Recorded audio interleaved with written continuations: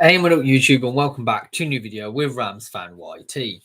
In today's video, I'm going to go over the predictions I made at the start of the season.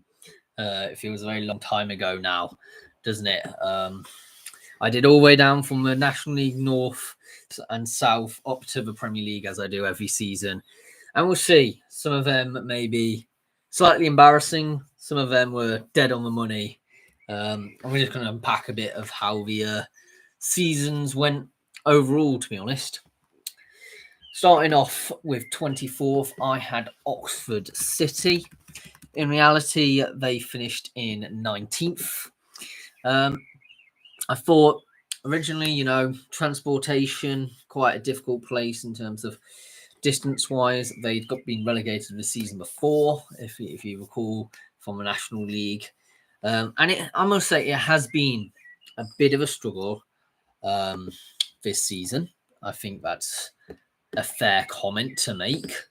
It's certainly looking at times that they didn't quite manage to be ever in the top half, I think. And I know they're slightly better than bottom of the league as I predicted, but also they had Sam Cox as manager at the time. Well, that wasn't who they ended the management with. They brought in Ross Jenkins very early on, relatively speaking. He came back in September. So who would have known where they would have finished if Sam Cox had remained as manager during that entire time? They could well have finished last. But yeah, they stayed up and they'll probably wanting to build on that for next season, certainly. 23rd, Curzon Ashton. Well, they finished just outside the playoffs in 8th on goal difference. It's a very hard team to predict, Curzon Ashton. They tend to be all over the place. And when you're this early on in the season predicting things, it can be quite difficult. You're basing on a very small sample size of pre-season with not many transfers. You don't even know if the management is going to remain the same by the start of the season. In the case of this one, Craig Mahon, that's the fella. He ended up moving on, for example, to Fylde this season. So it's one of them things that actually, no, that was the start of this season coming up. So ignore me. I completely forgot he moved in recently. But yeah, I think Curzon Ashton, well done. Well overperformed my expectations. 22nd, Southport. They actually finished in 18th.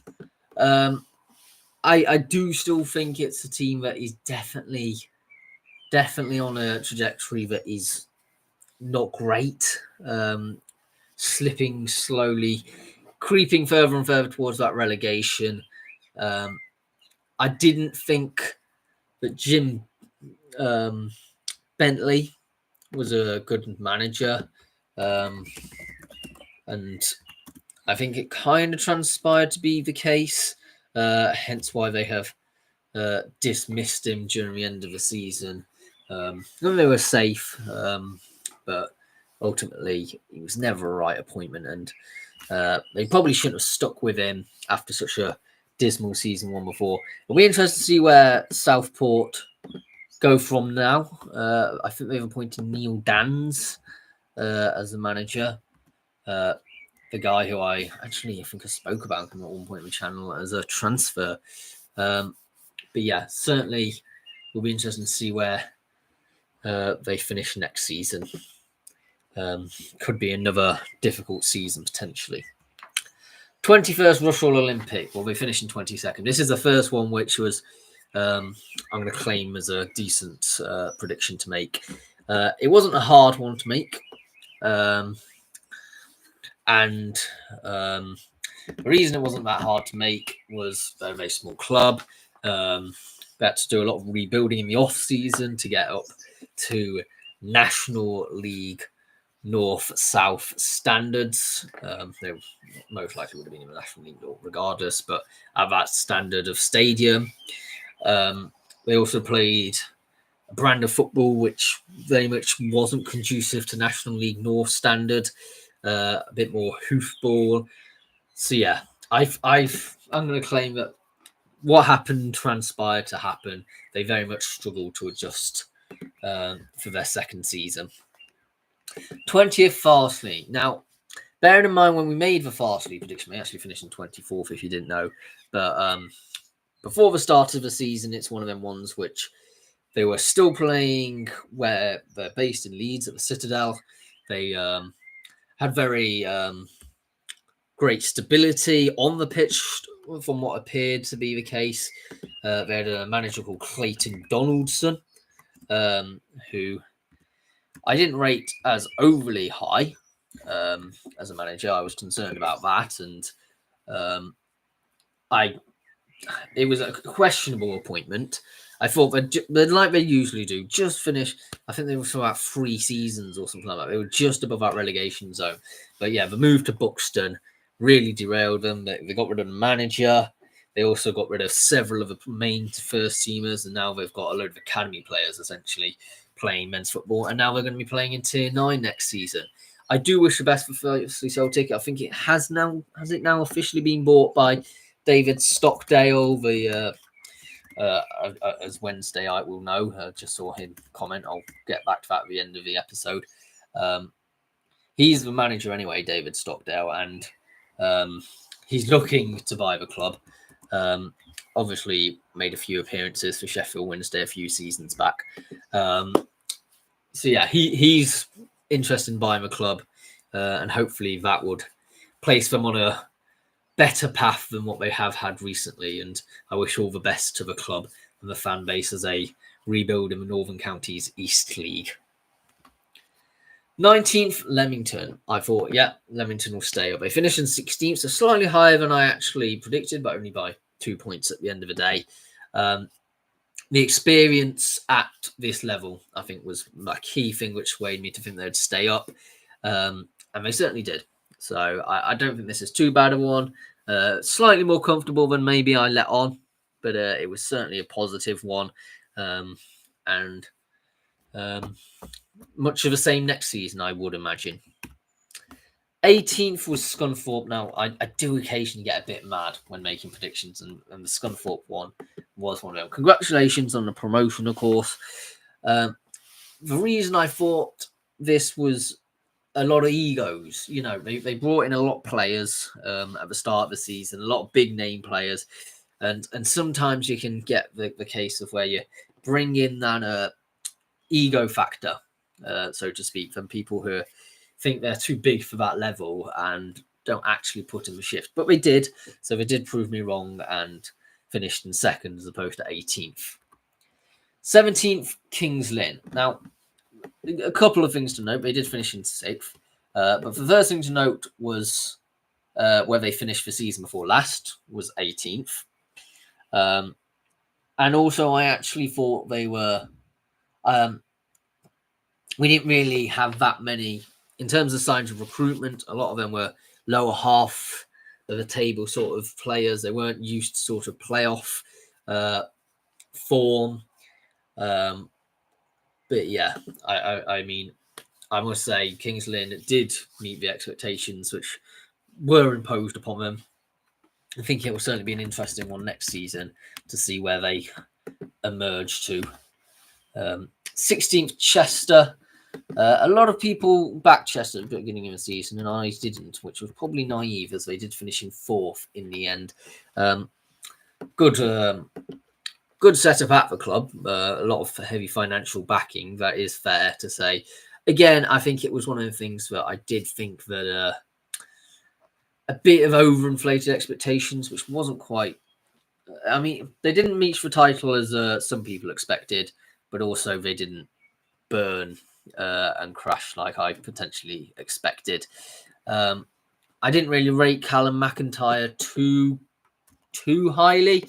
I think that's being kind to the fella, and he's obviously done a decent job this season. So yeah, I think we'll see if they continue to build in the right direction. we could see them doing well next season, can't we? 15th, Buxton. Now, I'm going to wager you that no one has said that Buxton will finish in the playoffs. And that is absolutely great for the people of Derbyshire, for the people of that town in Buxton, for everyone who enjoys Buxton mineral spring water, and whatever you have it. It was been a strong season. And to be fair, I should have backed John McGrath a bit stronger. I knew he was a good manager because I remember his time at Mickleover. I just thought, a bit of a step up to the National League North. But no, he did a fantastic job. Certainly no mid-table finish. I don't think that would have been a disgrace if they did finish in 15th, Well, it may have been if they from positions that they had at the beginning of the season, but playoffs it was, and playoffs they deserved. 14th place, Hereford. They finished in 10th. Where do you put 10th? Is it playoff challenging or is it mid-table? It's quite hard to tell with a team which has a league rather which has 7 places in the playoffs, because they're used to mid-table. Hereford. It is one of the things that I just thought they were going to be a bit too inconsistent to make the playoffs, and sort of have that budget and aiming towards mid-table. And I think that was sort of proved to be true. They were 1 point off the playoffs, so we can say they're playoff challengers, if you will. But yeah, far too inconsistent to actually manage to get in there at the end, which I think does sort of bear a bit more weight to what I was saying back in the early season predictions. 13th, South Shields actually finished in 17th. I think it is a very disappointing season for South Shields altogether. It was difficult to say where they'd be, and I think they have severely struggled with the change of ownership. We didn't really quite know where they were at the beginning of the season, and it's been slightly worse than I anticipated. They had lost some key players at the beginning of the season. Blair Adams is a notable one. So yeah, I think certainly was a season of transition, and we'll see where they go from here, because they have slumped down into lower half mid-table. If it weren't for the bottom 4 being so woeful, they could have ended up in a relegation battle. But yeah, I mean, moving forward, they've got to jump back, so to speak. 12th, Marine. This was an interesting one. They did stay up. They finished in 15th, so it's not too badly different. There's only 5 points difference altogether. I thought they'd be more than capable of competing at this level, and they were.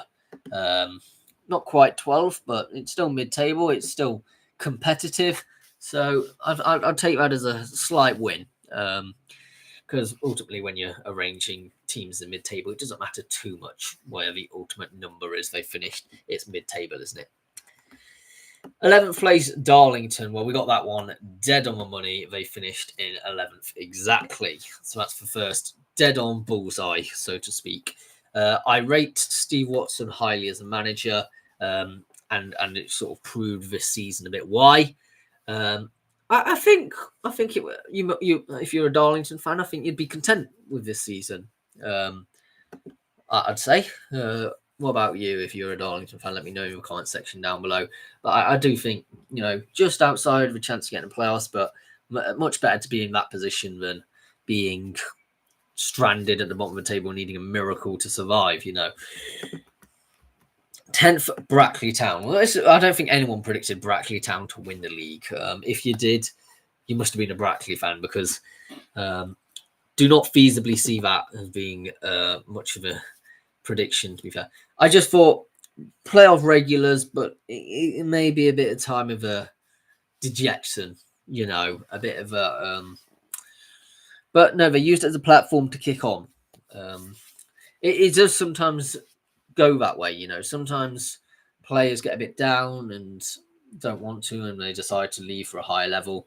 Others decide to stick at it and go and actually go a step further, and that's what Brackley have done this season. So congratulations. Looking forward to seeing you in the National League and see, do you actually cope in national football, so to speak. 9th, Spennymoor Town, another one dead on the money. 2 of the northeastern teams, ironically. I did think, you know what, they always pop up at the beginning and the end of the season in good form, but we're all from mid-season.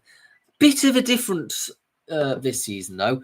I think they were, I mean, they obviously reached the FA Trophy final, which was something. I think they were very good in the middle chunk of the season, but weren't too great at the beginning or the end.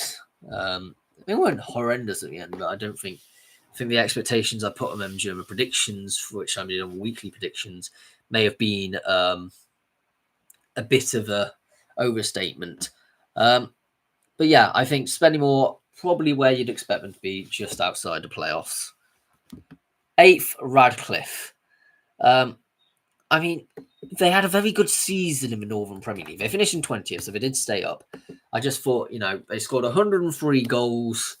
They made some good acquisitions, I thought. And I thought, you know what? They're going to build on from strength to strength and be just outside the playoffs. Didn't quite transpire that way. It had been a bit of a struggle at times, but they got out of the relegation zone and managed to climb themselves just above that safety, above that dotted line. So yeah, Radcliffe, living to fight in the National League North another day. I just had much higher expectations, so to speak. 7th, Scarborough Athletic finished in 13th. Well, I thought, you know what, Jonathan Greening did a great job. He finished 8th in 2022-23. I thought it would be a bit of a replica of the season. It was not. I think they're slowly sleeping backwards at the moment. Potentially, I don't know if it's going to be all the way back to the Northern Premier League, but they seem to have just floated into mid-table at the moment. It'll be interesting to see what they do next season, because they're playing at Bridlington Town for at least summer part of the season anyway. And that's obviously a smaller ground. So that will be an interesting one to see how they have to adapt to that. Less stands, possibly less fans, and a smaller pitch from what I gather as well. 6th, Peterborough Sports. Well, they actually finished in 12th. There were several times I thought, you know what, Peterborough Sports can reach the playoffs. But yeah, I think in reality, a mid-table finish would have been probably a better prediction for Peterborough Sports. Playoff-wise, never really looked convincing that they would do it. I mean, at times I thought, they've got a few games in hand here. Maybe they might be able to pull a bit of a run together. But yeah, but they never did quite in the end manage that. 5th, Alfreton Town. Alfreton Town, you have had the most disappointing season, I must say. It just seems like every season they went in the playoffs, but they didn't this time. So for whatever reason, they had a slump of this season in mid-table. Maybe that's what they needed as a bit of a wake-up call. I mean, do you change direction of management? It must be said that it has been extremely disappointing for a team that for so long has been up there competing towards the playoffs, but it has not been a good season at all. 4th, Warrington Town. They actually got relegated, so much for me predicting them into the playoffs. I just thought they were settling in nicely. They had a good win percentage, a great deal of pool of fans that they could have drawn upon. With Warrington being quite a good sized town, so to speak. Yeah, I thought they were going to go that extra mile, but then they finished just outside that sort of playoff zone last season. And I thought, you know what, they could definitely take that next step on, but it turned out that they went a bit further backwards, so to speak. With relegation, it's definitely a step backwards, isn't it? I mean, they had Paul Carden brought in at fairly early in the season on the 21st of September. Maybe that was too early to get rid of Mark Beasley. Where is Mark Beasley now, actually? That is a great question, because that is arguably the defining moment of this season, so to speak. He's at FC United and Manchester now, apparently. But yeah, he resigned at the beginning of the season, Mark Beasley. And I think he could have actually probably turned it around. I think he could have actually... It was probably jumped before he was pushed. But I did think, you know what, Mark Beasley could have done it. But maybe not. SC United haven't had the greatest season this season either, have they? Third place is Chorley. They actually finished in 5th. It was playoffs regardless. I don't think anyone's particularly surprised about that. They always seem to end up in the playoffs, don't they, Chorley? Chorley will get into the playoffs. Yeah, I think it may be a bit of an underwhelming season to be not in the top 3, actually, possibly. But I'm sure Chorley fans will be up and ready for it again. And I think it's actually probably best for the club to be at that level of consistently high up in the National League North. Because I think if they did get promoted, they'd struggle in the National League.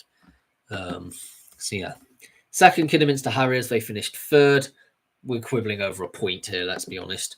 I think Phil Brown is a very successful manager, and I'm really surprised that he's gone now. Maybe they couldn't afford his wages anymore. But yeah, I thought really sort of enthusiastic season, and it has been. I think it has been a disappointing playoff campaign, so to speak, but 3 points off the title. Certainly a team which you could potentially consider as definite early favourites for automatic promotion next season, especially with only AFC Fylde coming down from the league above.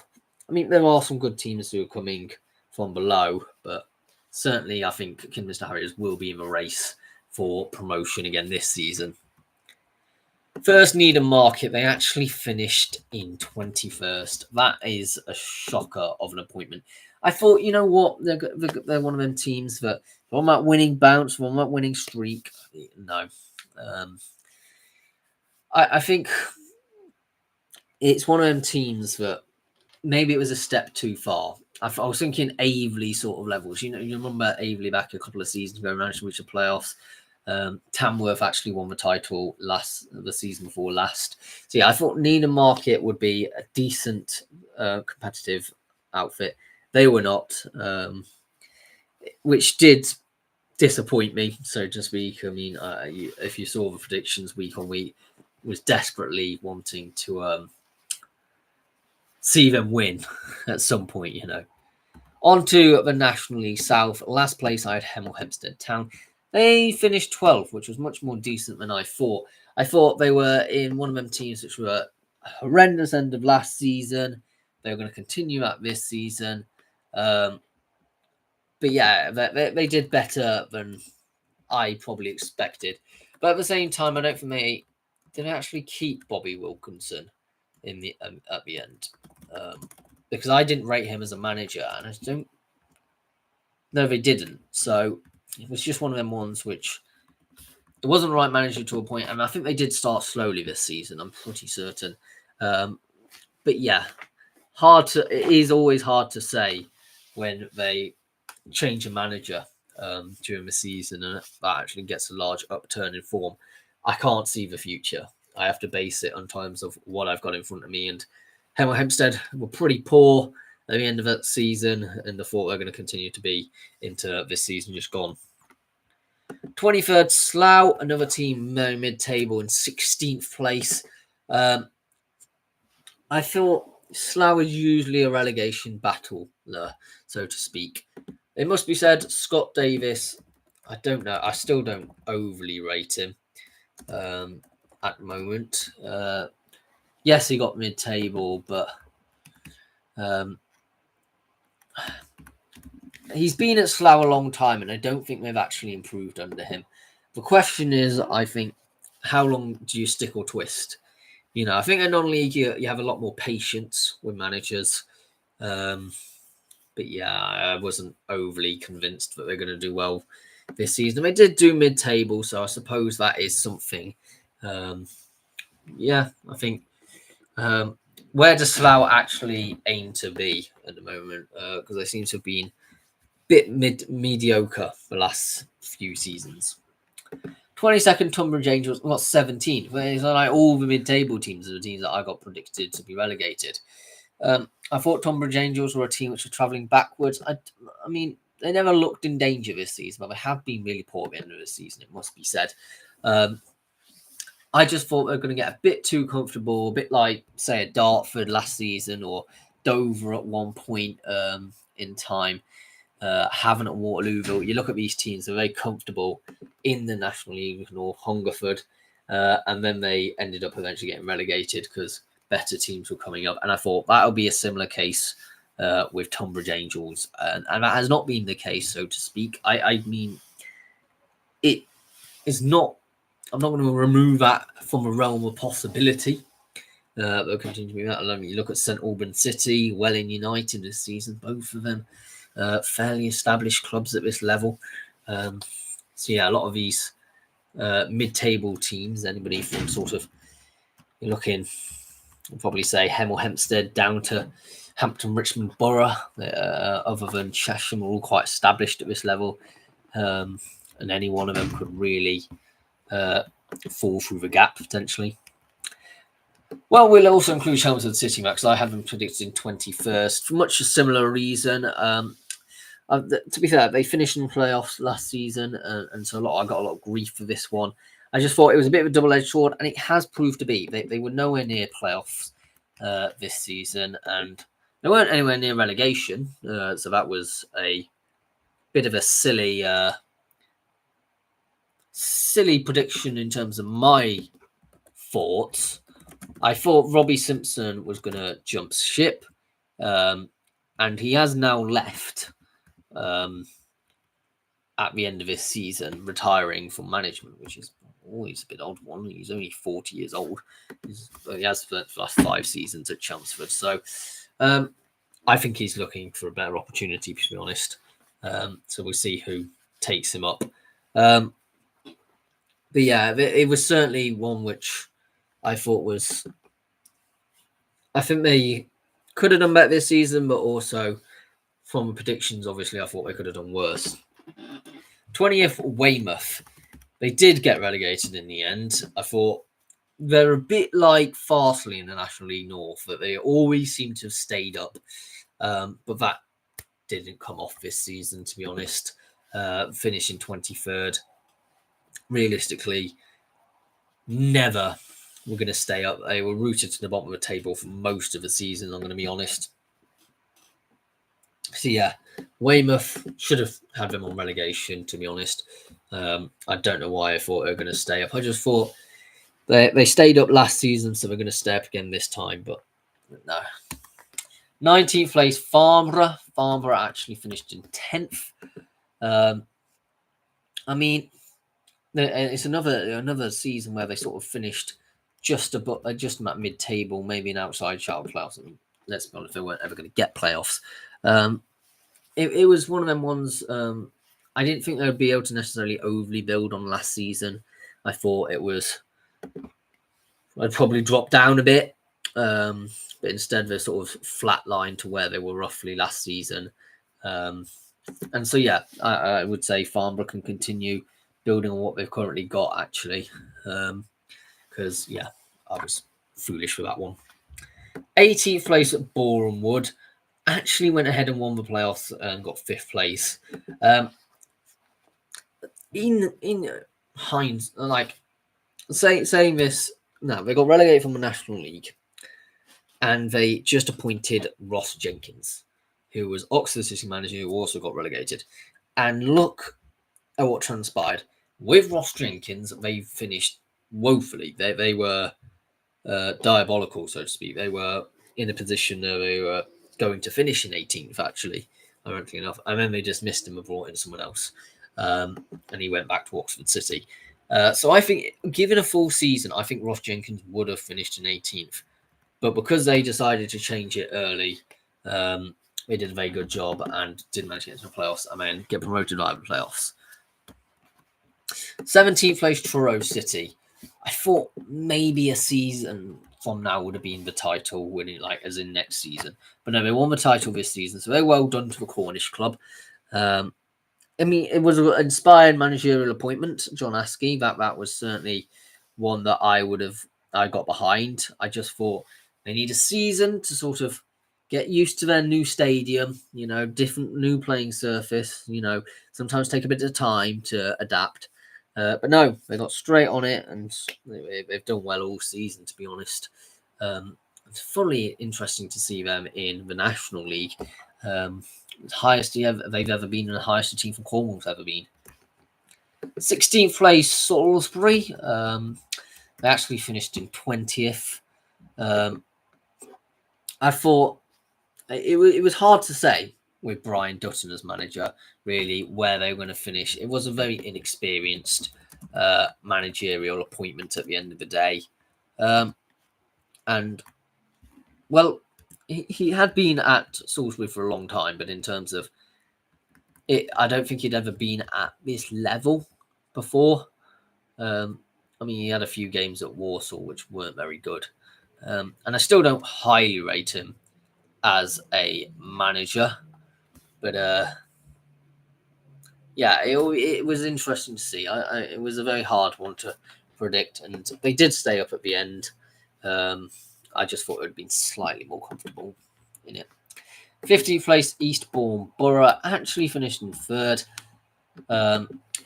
I mean, this one, I just didn't think Adam Murray would have been the sort of philosophical approach to football in the National League South, but it did work very effectively.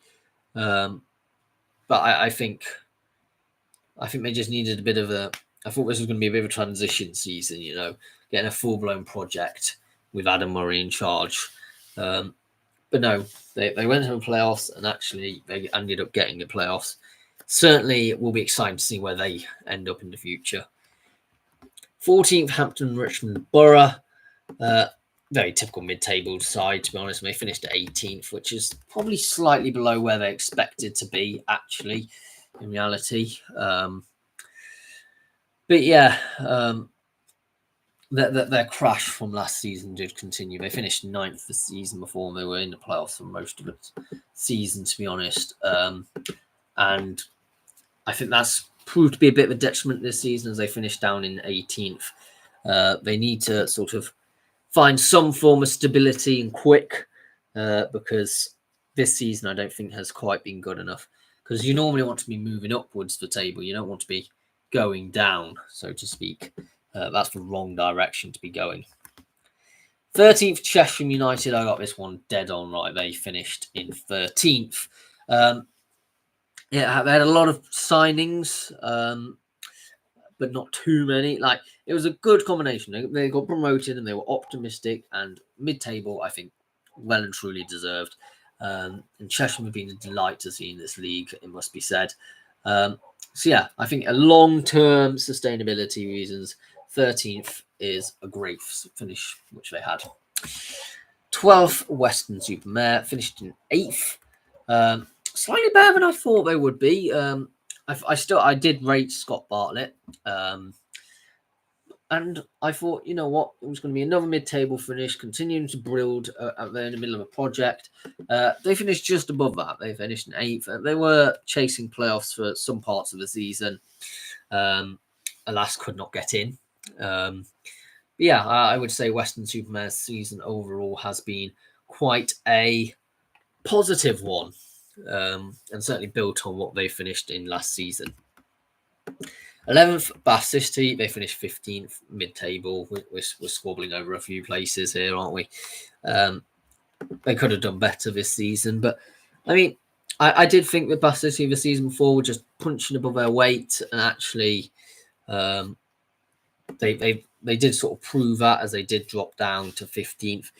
They were for most of the season actually a bit lower, but they did have a late surge which pushed them into solid mid-table, which I think is about where I predicted Bath to be honest.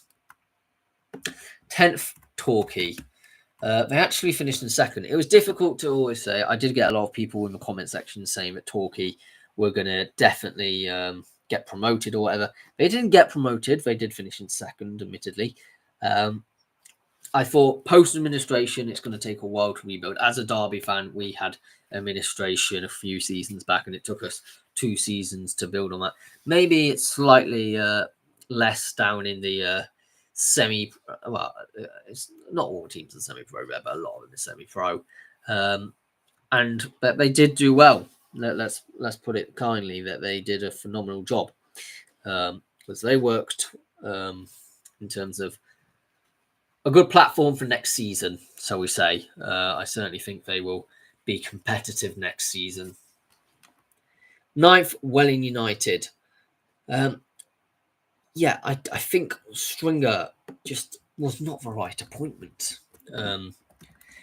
That's in hindsight saying that, because actually when I said that at the time, that was not my viewpoint. I thought he would be a fantastic manager to get them up. He was a proven match winner. They brought in Lee Martin, which is an even more bizarre managerial appointment for next season. We'll see what he can do. But yeah, Welling, disappointing. I thought they needed to bring in a winner, but they brought in a winner from the leagues below, and therefore the style of play was suited to the league below, so they actually got relegated. Probably about time. I mean, yeah, it was a disappointing season for Welling, but probably drew an end to a saga which had been dragging on for a while now. 8th place, Chippenham. They finished in 14th. Yeah, they normally finish in mid-table, so I don't know why they why I had them so high. They are a bit like the Spennymoor of the National League North. I will stick by that statement. I thought they had slightly better quality to be able to mount a playoff push, but it didn't look like anyone was really up for it at times, because there were certainly opportunities where they could have potentially pushed for it, but no. No, they finished 20 points off the playoffs, and I think it's fair to say that there wasn't the effort there, which I would have liked to see. 7th place, Enfield Town, actually finished in 19th. So at least they stayed up, but yeah, they weren't playoff contenders, so we say. I thought Gavin Pearson rather would be a great acquisition, and I think he's done the job which I would say he was brought in to do, which is stay in the league. I just thought positivity, they would have gone on and done a better job.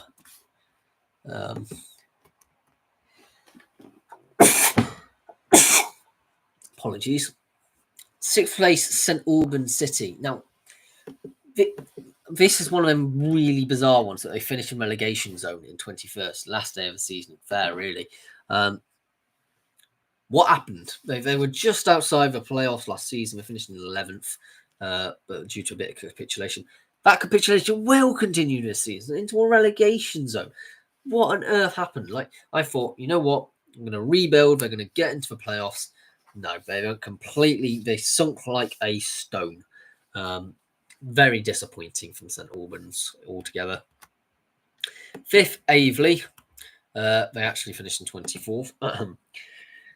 I mean, a lot of people did say they were going to struggle, but I thought, you know what? They were just a little bit of a chip on the shoulder sort of team, that sort of underdog mentality, and they were successful in previous seasons. They reached the playoff final, didn't they, a few seasons back, and I think that may have been their ceiling ultimately. So they did instead start to regress very quickly. It didn't take long to see them absolutely pummeling towards the bottom of the league. That's where they finished. 4th placed, Dorking Wanderers. They finished in 6th. I'm not going to complain too much about that one. It was one of them ones where it was very likely for them to get to the playoffs. They'd been in the National League South promotion push before. They had experience. So yeah, it was always a likelihood of them to be competitive this season, and they were. Certainly a team which I think maybe a bit higher than 6th next season, maybe going towards that title, or that at least that top 3 spot. 3rd, Maidstone United. Bit of a disappointing one for Maidstone. 7th place, but it was still playoffs. I just thought they'd be one of them ones automatically into the semi-finals. You looked at how well we did last season, that sort of thing. You still remember that season, of course. An unbelievable FA Cup run. Great job with Elo Kobai at the wheel. Maybe is Elo Kobo actually decided to jump ship? Was that? No, he's still there. I don't know. Maybe it was just a stronger league this season, but I thought they were going to be quite competitive this time round. Go on and make something of this league. I mean, 7th is still decent, but it was one of them ones which I think it was a bit more disappointing than I anticipated. Second, Worthing, they finished in 4th, 1 point difference. We're not complaining too much about this one, but they've been going in the developing in the right direction, and Worthing is certainly a team that I can see just going up and up and up at the moment. They're certainly a positive young team. They always get exciting management thing. They do remind me of their fellow Sussex team, Brighton, just lower down. They're really building in the right direction at the moment. So yeah, Worthing certainly did well this season, even though it wasn't the second that I thought it was 4th. First, Hornchurch, finished in 9th, so that's not really true. I thought it was back-to-back promotions, but they did carry out positivity into the league somewhat, finishing 9th. There's a bit of a difference, though, between 9th and winning the league, isn't there? And I thought, you know what, they're going to continue that running momentum of winning. It doesn't quite translate as easily in the National League South, so I might revise that next season. On to the National League. Just before we go on to the National League, we're going to answer the questions that Wednesday Night has put in. Good evening. Good evening. When can we expect your 2025-26 prediction videos, beginning with your National League North, South, and South predictions? That will be 5 weeks before the start of the National League North, South season. So that's normally a couple of weeks from now, I believe. They start in early August. So yeah, I'd say probably a couple of weeks from this point. I have once played Football Manager. That was a long time ago now. I tried a campaign with Alfreton Town. I was absolutely rubbish. I know people who do. It's a good fun thing. Oh, yes, Scott Dogdale. Yep. Who do you think is the greatest Sunderland player of all time? Interesting you mentioned that, because I'm pretty certain there is a video me going through the greatest players of all time in terms of as a club. Just trying to think on the top of my head, because Peter Reid's a manager, isn't he? I'm just trying to think of players that have played for Sunderland.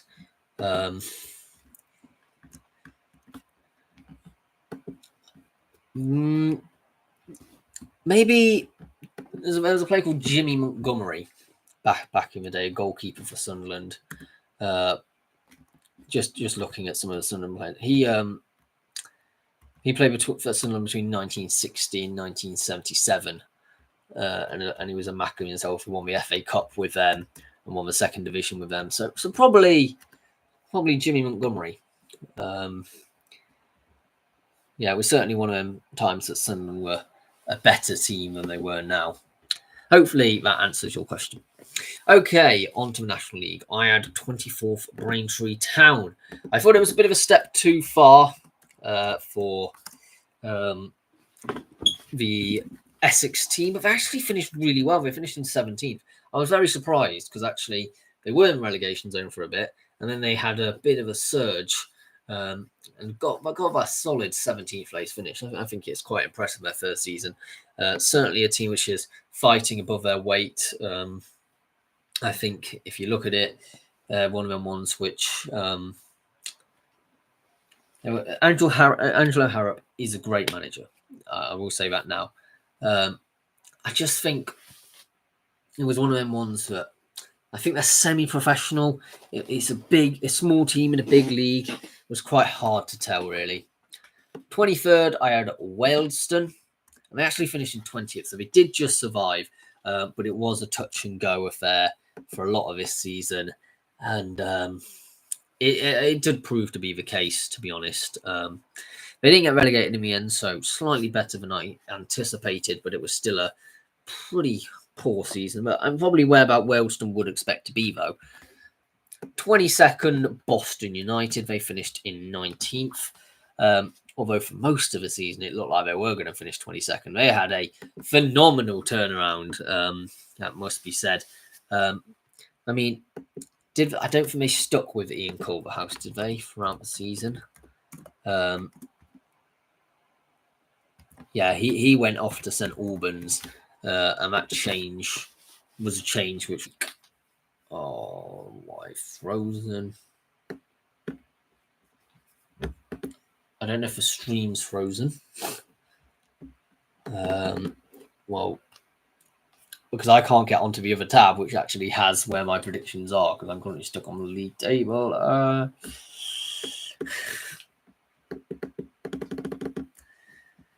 Oh, how's everyone's day going, eh? I don't know why this is happening. Probably too many tabs open. But I can't do anything to close them at the moment because my mouse is frozen.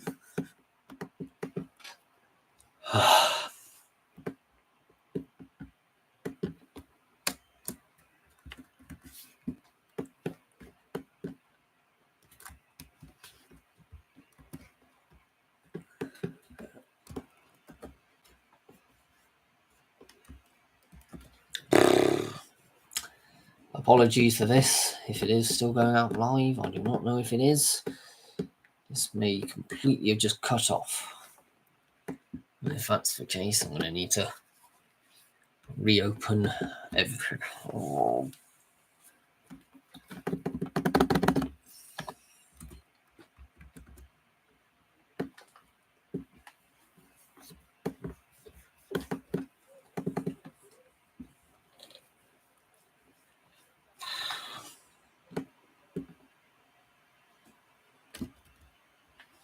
Dun, dun, dun, dun, dun, dun.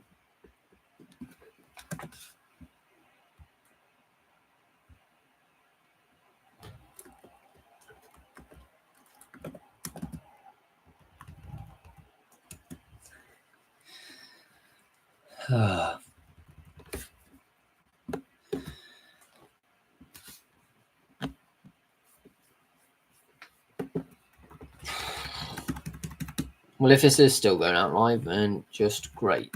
I mean, I've managed to get the PowerPoint back up, but I still can't move the mouse.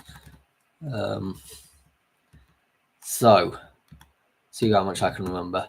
18th place, I had Tamworth, which definitely didn't finish in 18th. I'm pretty certain. Oh, this is going to be so frustrating because I can't move the mouse. I'm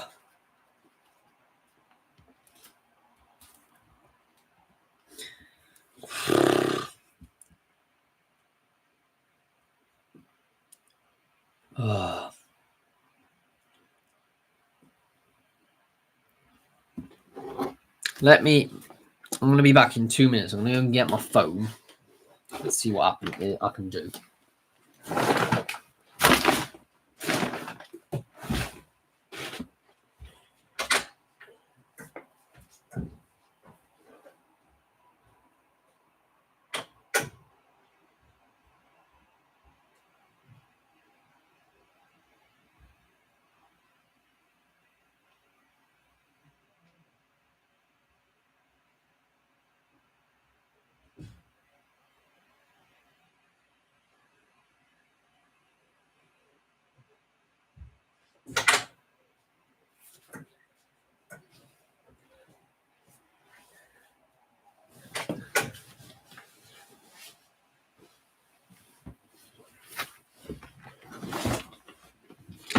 Right.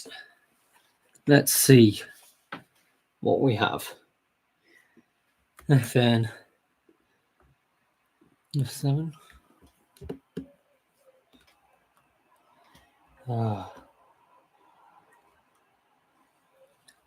F8. Mutes my microphone.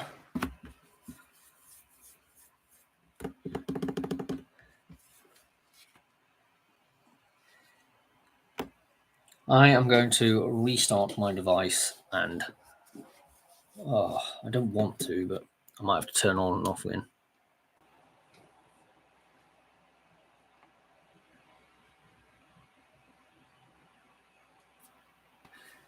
I'm back. I don't know where I left off, but I'm back.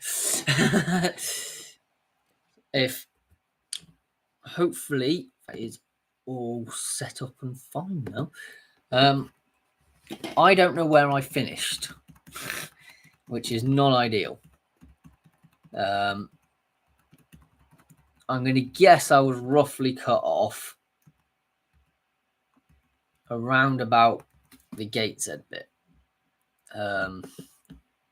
So I may have ended up repeating myself at this point in the stream, because I'm basically, if you do not know, my mouse decided to freeze, so I restarted my device. Gateshead I had as 21st, but they actually finished in 8th place in total. I mean, I always thought the playoff bar, we didn't know that was going to be sorted at the start of the season. So that could have had an impact on recruitment or something like that. And Rob Elliott did actually walk very early on in the season, and look what he did with Crawley. He got Crawley relegated, so I'm not particularly surprised, because he could have done a very similar thing with Gateshead. 20th place, Ebbsfleet. Well, Ebbsfleet ended up doing a bit better than that. They finished in... Sorry, they did a bit worse than that, finishing in 24th. And it was always going to be a struggle for Ebbsfleet. It was a weird appointment, Danny Searle, and it was really just one of those things that they should possibly have not gone down that line. There was some weird stuff going on, and so that it just couldn't get into the season, to be honest. So yeah, that's where Ebbsfleet are at. 19th place at Yeovil, and Yeovil actually finished in 18th. So it's not too shocking, this one, for me. A lot of over expectations placed upon Yeovil. They got promoted last season. Like, we're going to go back to back and stuff. It wasn't going to happen. It was a realistic prediction. I thought it was going to be a bit of more of a relegation battle. And they stayed up in the end by 4 points. And that's where I thought they were going to be. You know, roughly around about 3 or 4 points above relegation zone. So yeah, and to be fair, they did opt to keep Mark Cooper, and he did do a better job this time round with Yeovil than he did last time round, so to speak. On to 18th is Tamworth. Tamworth actually finished in 10th. They did incredible in this season. And I thought, you know what? It was going to be just about to stay up. It's about stability, staying up this season. I did not in any way, shape or form expect them to go ahead. And I mean, there were times when I thought they could end up getting into the playoffs. They weren't quite consistent. They were 4 points off, though. So certainly this season, Tamworth are roundly deserving applause. Much better than the 18th I had. And so their defense wasn't as phenomenal as it was last season, but it was still a good team. They knew how to get points. And at the end of the day, that's all that matters. 17th place, Aldrincham, they actually finished in 9th. And it's a hard one, because I thought they overachieved the season before, and I think they did. If you look, if they got into the playoffs, I believe. They may not have done, actually. They may actually be on just a bit of better run of form now. Aldrincham, maybe a better club. I don't know if I'm ever prepared to say that they're going to get playoffs, but certainly a team that must be now considered to be a bit higher up there than they were a few seasons back, when they finished regularly in 17th in like 2020, 21 and 2022, 23. Yeah. So 16th, I had Eastleigh. Eastleigh finishing 13th. Not too much difference here. 2 points. It was mid-table regardless. They always seem to be in mid-table, don't they? They finished in 13th this season. It's no different from where Eastleigh usually are. And every league, I believe, we've got is just one mid-table mediocre team, and that does just happen to be Eastleigh in this league, doesn't it? Never really anything much exciting which happens with this club. 15th place, Oldham Athletic. They've actually finished in 5th. They did much better than I anticipated.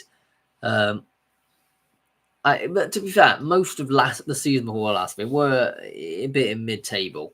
And I thought they're a mid-table team in terms of they had a mid-table manager, and Mickey Mellon, although he is a good manager, but he's typically a mid-table manager, so to speak.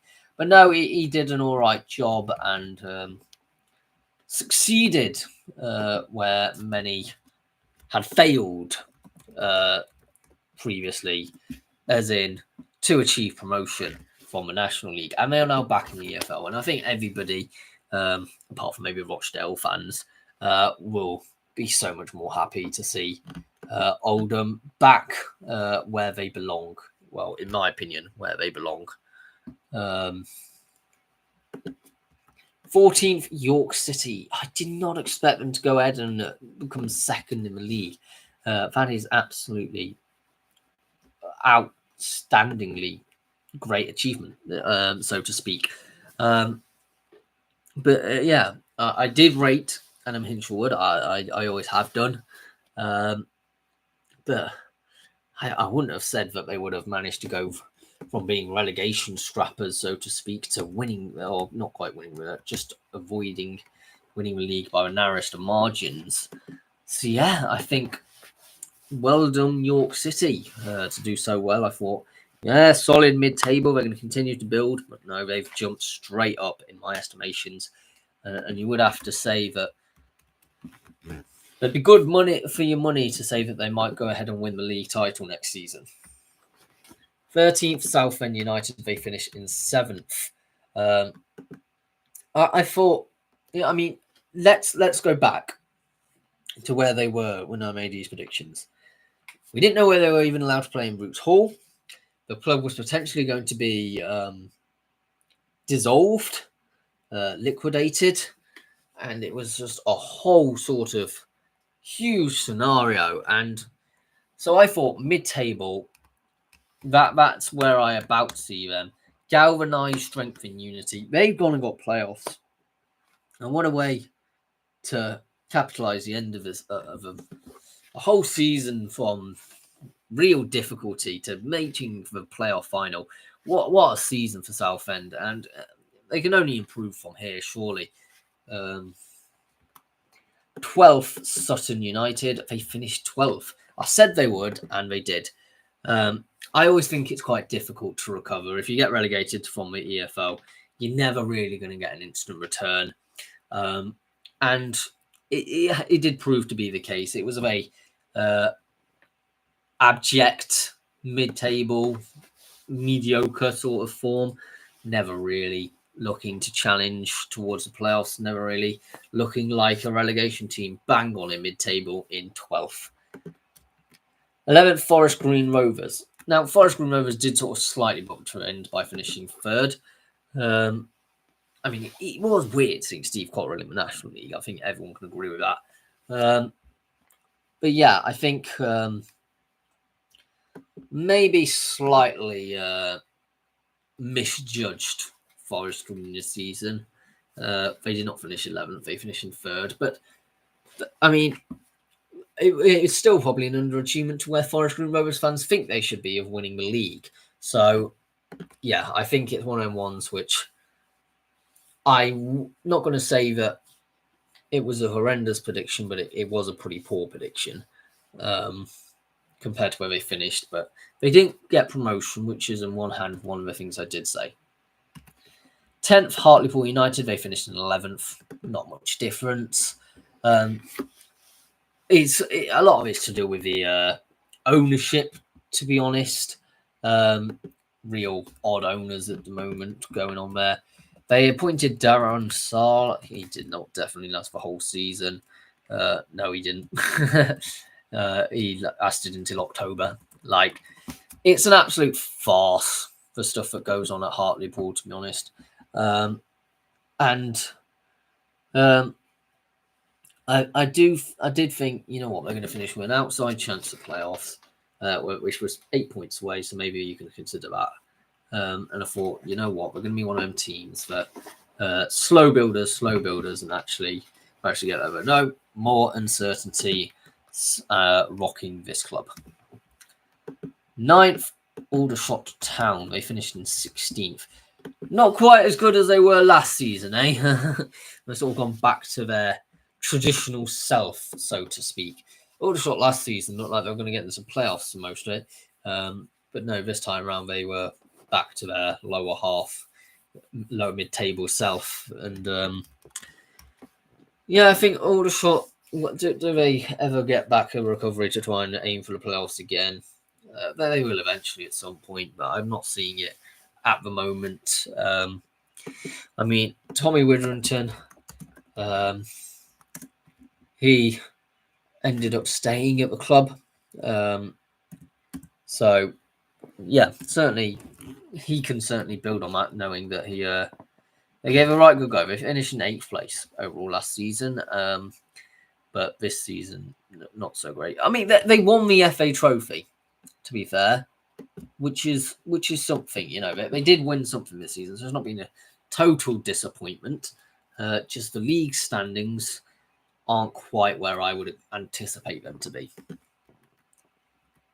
8th place, Fylde, actually finished in relegation zone in 23rd.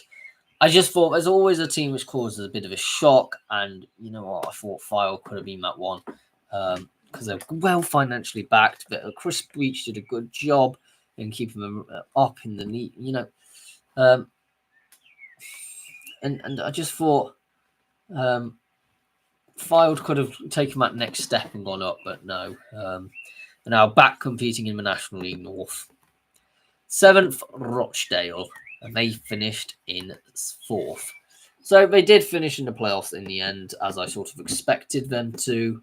They were slowly getting back on their feet, and I think that this season is sort of where I about expect them to be in terms of in the playoffs on a rebuild, but not getting the promotion from it. It wasn't the exact position, but it was near enough, you know.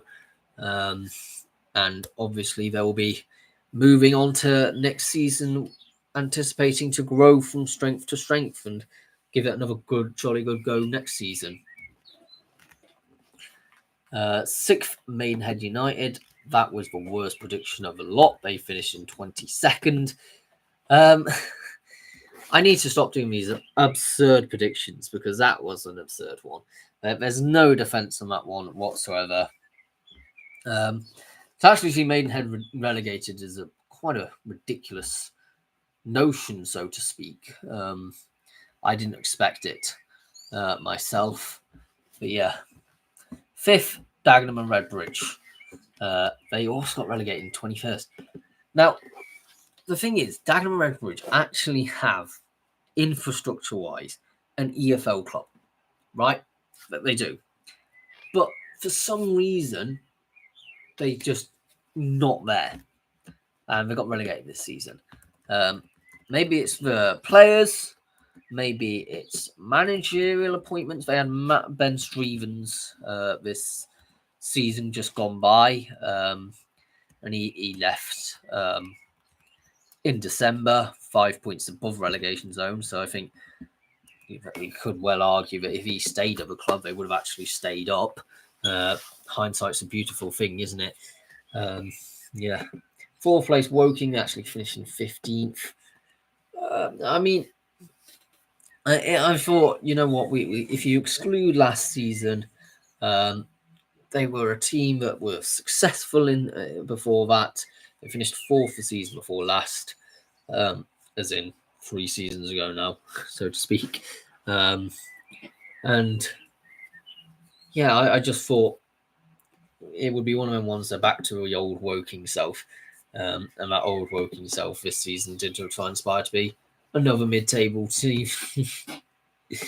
Third, FC Halifax Town. We actually finished 6th. So I did predict these ones to get playoffs, and they did indeed. So that one wasn't too bad. And you know what? You would have to back Richer to get playoffs essentially next season as well, wouldn't you? They're a team which is now regularly competing up at the upper ends of the table, regularly looking like a team which would get into the playoffs. And that must all go down to Chris Millington, who has really he was an assistant manager originally at Richer, and then full-time manager.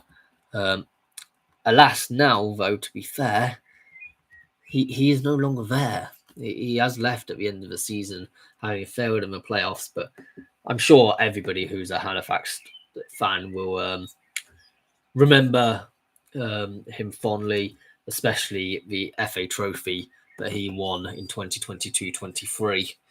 I'm imagining going to go on to do better things. To be honest, I can imagine him getting picked up potentially by an EFL club in the near future. I would have said possibly as an outsider shout of Huddersfield Town as possibly being one of them, but they have actually now appointed Lee Grant, bizarrely, as a manager. I would have thought that Millington would have been a safer option. I mean, I can also see him potentially going maybe back to somewhere like I don't know if he's quite ready. The thing is, there's a large degree of, I don't think there's anybody who's in League One or League Two who would be ready to take the risk on him at the moment. So maybe if Rochdale changed their manager, I could see him potentially going to Rochdale. But I don't know how willing they'd be to part with Jimmy McNulty right now, considering how much of a good season he's had. It's really hard to tell, where Chris Millington actually goes, because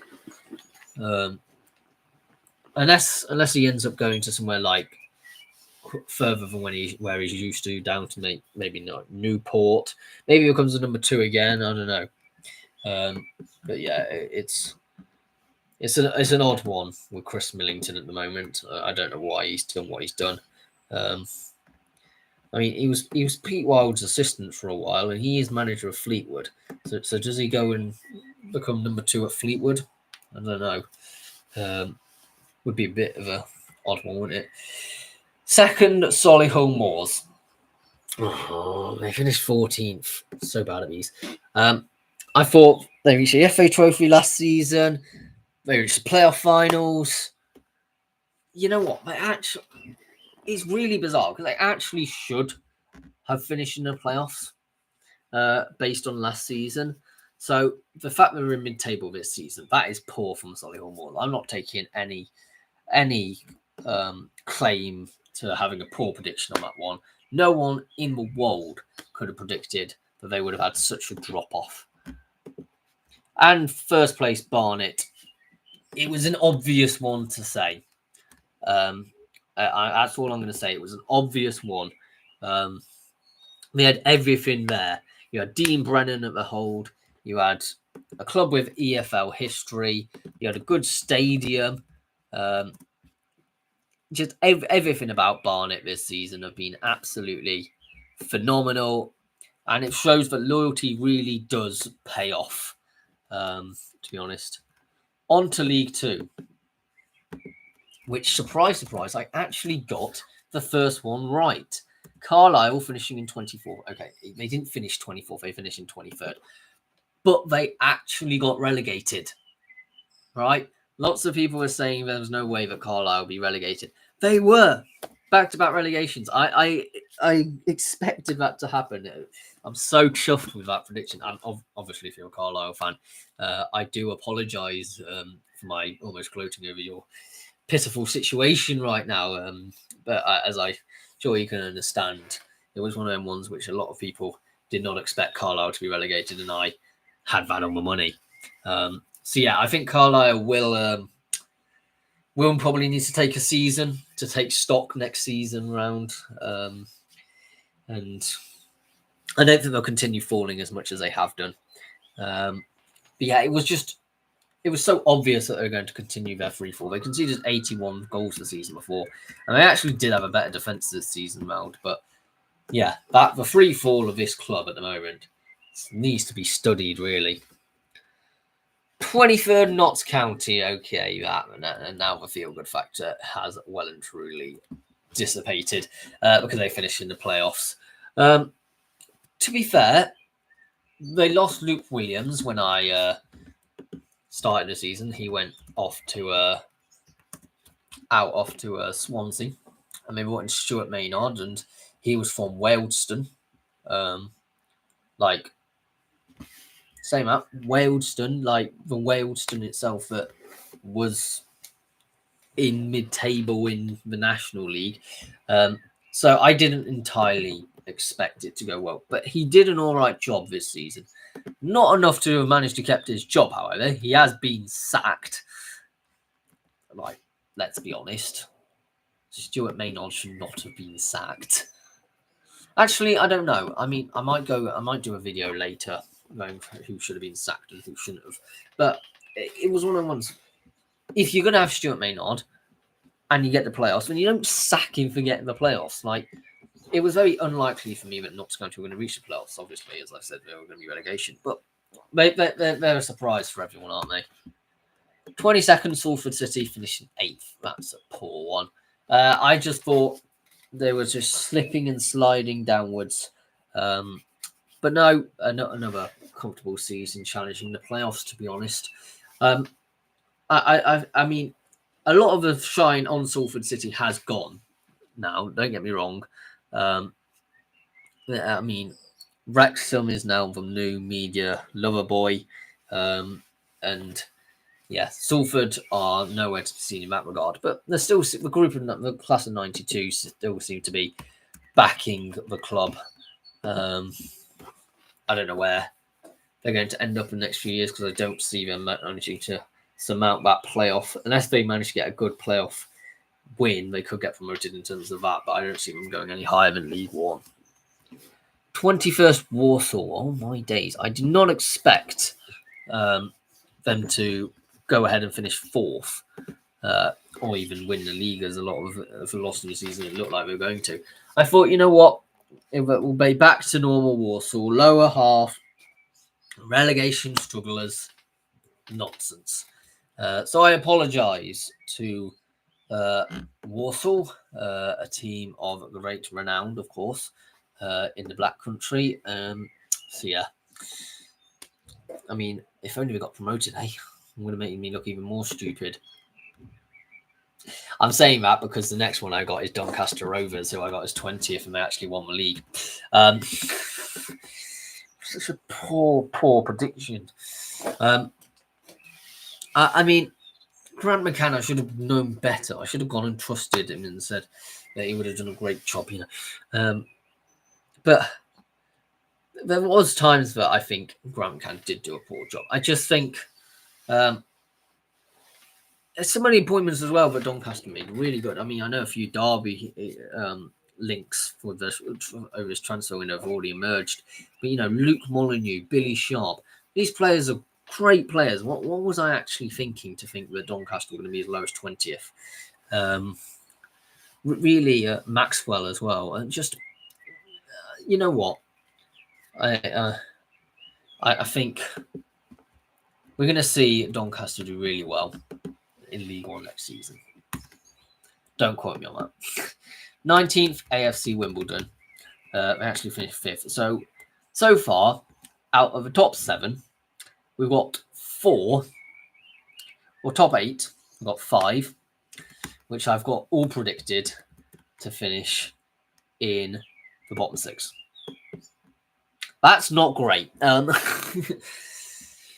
But like, to be fair, Wimbledon finished in mid-table last season. And I thought it was just going to go a bit further backwards, and I didn't really trust Johnny Jackson to be the greatest manager. But he did an all right job. He won the playoffs after all, to be fair, and it must be said, congratulations to Wimbledon because you surprised me this season. And as did you, Johnny Jackson. So, an apologies to all of these fans I've already offended. Okay, 18th, Morecambe. Yeah, I mean, it was almost predictable that they were going to be down at that end of the table. I didn't expect them to be bottom of the table. Yeah, I thought they were going to be a bit more lower mid-table, you know.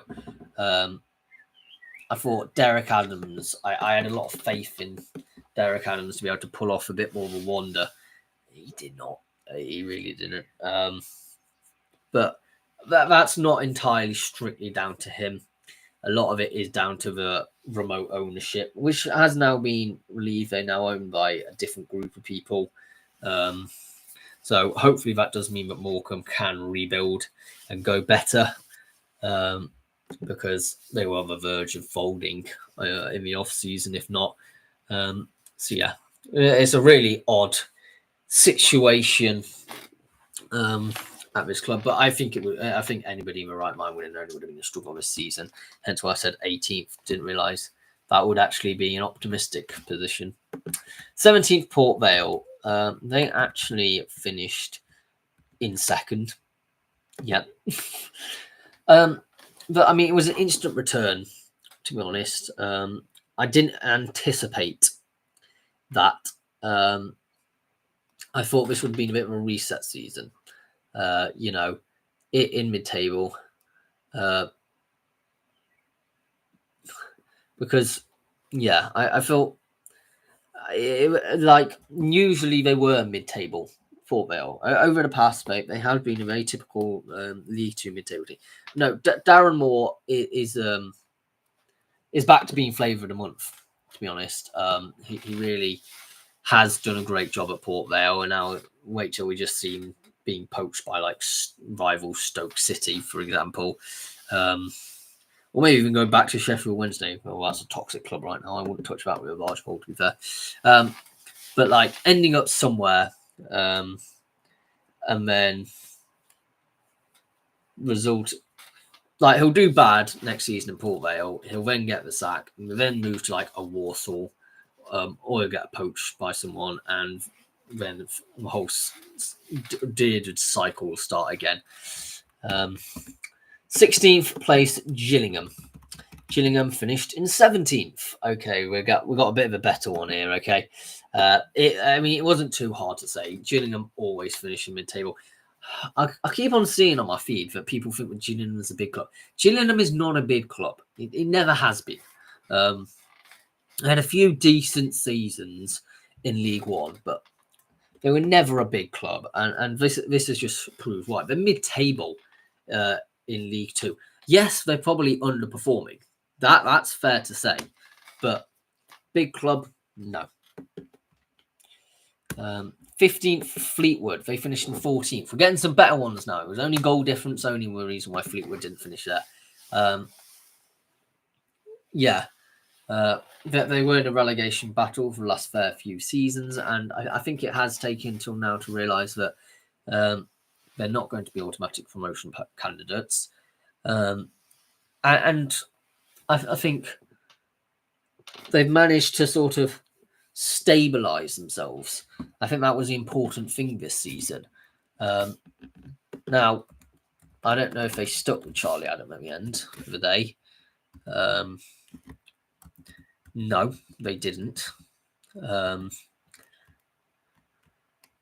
Because he became set-piece coach at Everton for some reason. But he was sacked anyway. But yeah, I think Fleetwood are looking for somebody to maybe start a project from, but we need to see who that person is. I don't know if current Fleetwood Town manager Pete Wild could be the person actually to take that project on to the next level. He's done some success in the past. We're going to talk about him in terms of regards to Halifax, so maybe. 14th, Bromley. Bromley finished in 11th. which I'm not going to quibble with too much. It is 6 points, but it is about where I predicted, sort of mid-table. And it is sort of roughly where the playoffs, it's not the playoffs, like the promoted teams tend to go from the National League. They tend to finish around about mid-table. So, yeah, it was very expected, but Bromley finished where they finished. 13th, Swindon Town. They finished in 12th. Goal difference only. We'll take that one. To be fair, when I made these predictions, this was quite a wild one to even say that Swindon were going to finish in mid-table. So, yeah, I'm happy that they decided to prove me right. Because, you know what? It could have been a whole lot worse, and I could have had egg all over my face, as I have done already several times this video. But no, Swindon, great job this season, and really provides a good platform for them to move into next season. It wasn't a relegation battle. Players who may be thinking of coming to Swindon can now see that and say, actually, you know what? They were closer to being in the playoffs than being relegated. And so would probably be willing to more likely move to the club. 12th, Accrington Stanley, actually finishing 21st, which I think is I thought last season was a rebuild, and as rebuild shows, you should be able to improve. There was no improvement. This was a horrendous season for Accrington Stanley. At times, I thought maybe they could have been relegated. But they won the 6 pointers they needed to win. But my days, Accrington Stanley, you're leaving it too much. And if this is a rebuild, then the rebuild is not working at current, so to speak. On to 11th, we've got Tranmere Rovers. Actually finished 20th. It was quite a disappointing campaign overall for Tranmere. But I thought they actually had things in place to be a decent team. They got a good stadium, good fan base, all that sort of thing. And Nigel Adkins. Nigel Adkins is a traditional heavy high flyer in some regards. I still remember when he was promoted from legal. Well, I don't remember as such, but he got promoted with back-to-back with Southampton into the Premier League. He had promotions with Scunthorpe United into a Championship. He did some wonderful things. So, yeah, he was sacked this season. I'm not surprised, and maybe his time for management is over. But, I just thought they had everything in place to be able to move on, and they just didn't. They yet again suffered another season of mediocrity. 10th, Grimsby Town. They finished in 9th. Thank you very much. I'm going to take that one as a decent prediction. And I said this club floats around the leagues and positions and tables more than a boat on its logo. And it was quite hard to sort of nail down where they are. So I actually think saying that they were in 10th and we finished in 9th, I'm happy with that one. Very much so. And I think if I continue to predict where Grimsby finish nearby that, I must say I'll be improving. 9th place, Crewe Alexandra. They finished in 13th. Bit of a disappointing season. Crewe at one point were definitely going to finish 9th, but they had a horrendous end to the season. I don't know why that was. Maybe it was a missing out of promotion. Maybe that mentality of a club at the moment is just that they can't see out a season. I don't know. Whatever it is, but Crewe somehow dropped down even further than I expected them to. It'll be interesting to see if they can manage to come back this season, but they need to have a large mentality sea change. 8th, Bradford City actually finished in 3rd. I did think they were improving season on season, and by Jove, they were. They certainly did improve, and they improved enough to get into the automatic promotion spots. which is more than I expected. But good on Bradford, and great to see them finally going back the way they belong. Because that team has dwindled in League Two for far too long. 7th, Colchester United. Actually finished 10th. Some people did actually laugh at me, including myself. I thought it was I thought maybe that's a stupid call. But actually, I'm proud to say that is a decent call. They didn't finish in the playoffs in the end. Okay, they finished 3 points off it. And there were several times when I thought, you know what, Colchester actually have an outsider chance to prove my suspicions right. So yeah, Colchester, thank you for not being totally dreadful as you usually are, and actually looking like you could get playoffs. 6th place, Harrogate Town. Actually didn't do that well this season in 18th. I thought, you know what, Simon Weaver, good manager, can continue that trajectory that they're going on and going to get playoffs. No, they sort of found their level now, aren't they? Around about that 18th, 19th place in League Two. 5th, Newport County. They actually finished in 22nd. I mean, maybe it was a bit of rose-tinted glasses, but we always... but there used to be about a decade ago a club which would be regularly in the playoffs, and now they're not. So I don't know what's going on. Nelson Jardine was a rubbish appointment.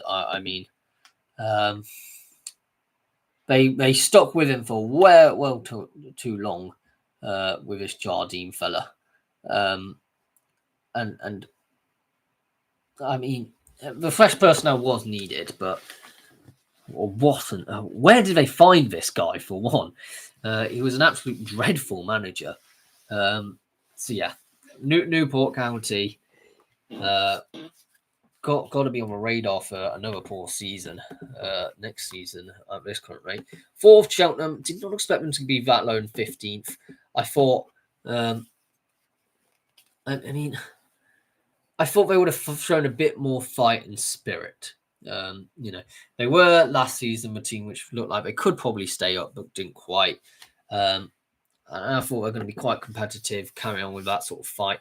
No, they didn't. They finished in 15th. Not relegated teams did good enough, to be honest, apart from Port Vale. But yeah, Cheltenham's certainly a team which I did not expect to be that low. On to 3rd, we had Barrow. They were in the playoffs the season before last for most of the campaign, finishing in about 8th or 12th. But they certainly were in the playoffs for a lot of time last season. And you know what? I thought they were going to continue it, but alas, they didn't. They went back to their traditional place in 16th.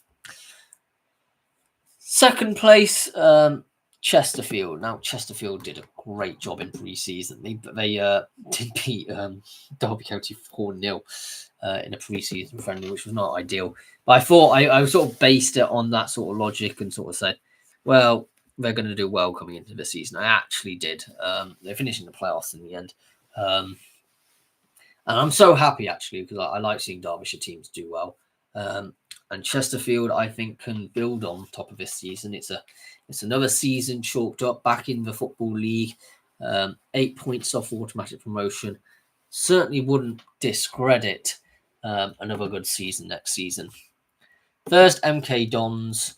Actually, them finishing in 19th is horrendous. Maybe that came a season too early, because I do think Paul Warne will do a good job this season. But I also said the same about Mike Williamson, because I thought he was a good manager. So yeah, I'm at the loss of why MK Dons failed so badly this season. But from the early seasons, MK Dons looking, they got Paul Warne in charge. They brought in Nathaniel Mendes-Lang, a great player. I truly expect MK Dons to do much better next season. On to League One, 24th, Crawley Town. If anyone didn't have Crawley Town in the relegation zone, what were you doing? They finished in 21st in the end. It was an obvious call to make. They weren't convincing in League Two last season, but did manage to win the playoffs. Scott Lindsay then left like super early on in the season. It was all just a bit of a farce, to be honest, and eventually they were relegated, only by a point, but yeah, they were relegated before. But point, they did have a good late run of the surge of the season, but you'd be naive not to have said they were going to be relegated.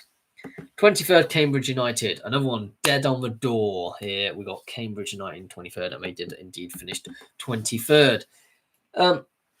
Partly because the managerial merry-go-round, which happens at Cambridge, it just seems to never end.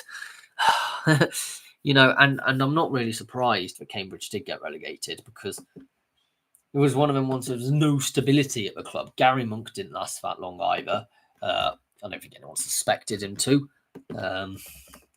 But he lasted probably longer than a lot of people thought he would, because he was only sacked at the end of the day on the 16th of February.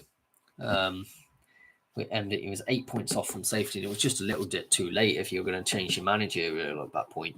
But no, it's somehow the farce of the managerial cycle continues at Cambridge. 22nd, Exeter. Actually finished in 16th. They did better than I thought.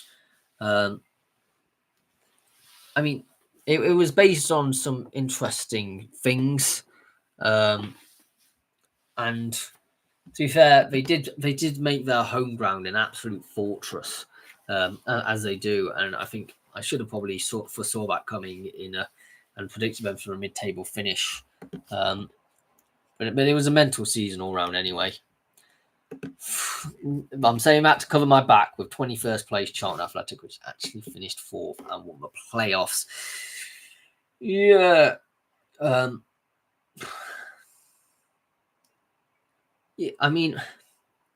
thought Nathan Jones was a bit overhyped, to be honest, and I take that back.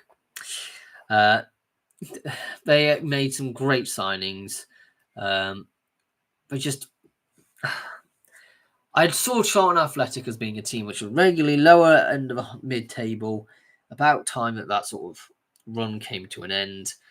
But they somehow just managed out of absolutely nowhere. I don't even know where it came from. They managed to finish 4th and win the playoffs. But I wasn't absolutely naive in actually saying that, because at the point in time, the Addicts were a team which were, I think they finished in like 16th the season before last, something like that. And it just wasn't looking great, having had years of abjectness and mediocrity. Anyway, on to 20th Bristol Rovers. They finished in 22nd. I thought, to be fair, if Matt Taylor did stay at the club, maybe they would have stayed up, because actually it wasn't until after he left, not for Matt Taylor, who plays for, because if he actually had stayed, he probably could have kept them up at the end of the day, because he was in 20th at the time of his sacking, and I reckon he could have probably kept them there. But alas, they moved on to a different person and ultimately suffered the consequences and got relegated. But yeah, I did say a lack of aspiration for us as a club to travel backwards, and that was what I saw, and that did happen this season. 19th, Shrewsbury Town. They finished in 24th. It wasn't too much different.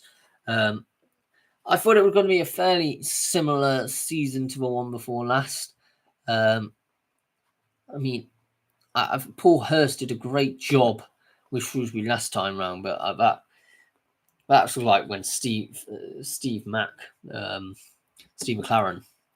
the Mac, came back to Derby, and it was a romance factor, and he just didn't do as well in his second spell. Same with Paul Hurst, and ultimately was a decision that the Shrews lived to regret. But no, I thought they were going to stay up this season, but alas, they did not. 18th, Burton Albion. They actually finished in 20th. Only 4 points off 18th, though, mind you. And it was always a team which was likely to skirt with relegation. So, yeah, I think I'm no regrets with the Burton positioning in terms of that prediction. This one is ridiculous. 17th place, Birmingham City. Now, let's put it this way. When I made this prediction, the ownership has come in, sacked John Eustace, appointed Wayne Rooney, then eventually, after a bit of a delay, sacked Wayne Rooney, having all but been confirmed relegated by that point, and then appointed a man called Chris Davis, who had never managed a senior outfit in his life. Okay? Like, what was I meant to say in this situation? We'd just been relegated after throwing away the playoffs in the most atrocious manner possible. Like, they were in the driving seat to get playoffs before they got rid of Eustace. They then brought in Wayne Rooney, which was a stupid appointment anyway. And then brought in this guy called Chris Davis. Now, Chris Davis has clearly put his name on the map by actually getting promotion.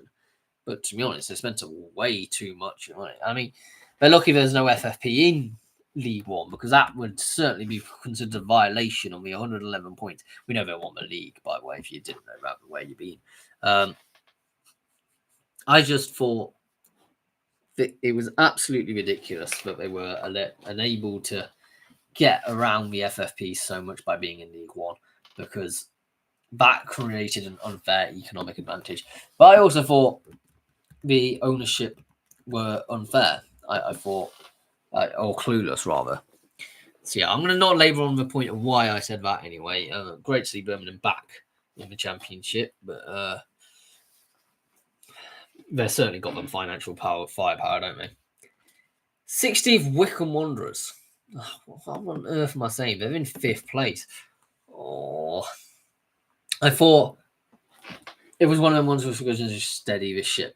Nothing really impressed me in pre-season. No good impressive signings.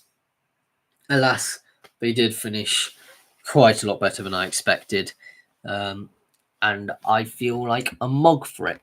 But I don't think many people would have had Wycombe as being a playoff contender, maybe even an automatic promotion contender at one point on their cards at the start of the season. 15th place, Reading. They finished in 7th. I mean, it was a ridiculous thing that happened in the first. Somehow they managed to finish just outside the playoffs, despite the absolute ridiculousness of the circus that was going on at that club. They were on the brink of administration,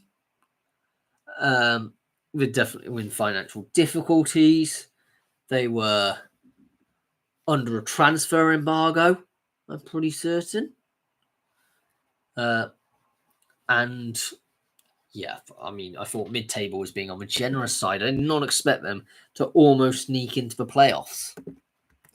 14th, Mansfield Town. 17th in the end. Actually, I thought for a lot of the season they could have definitely done, but they had that bad slump at one point. But yeah, they definitely at some point looked quite positive and looked like they could have got that 14th place.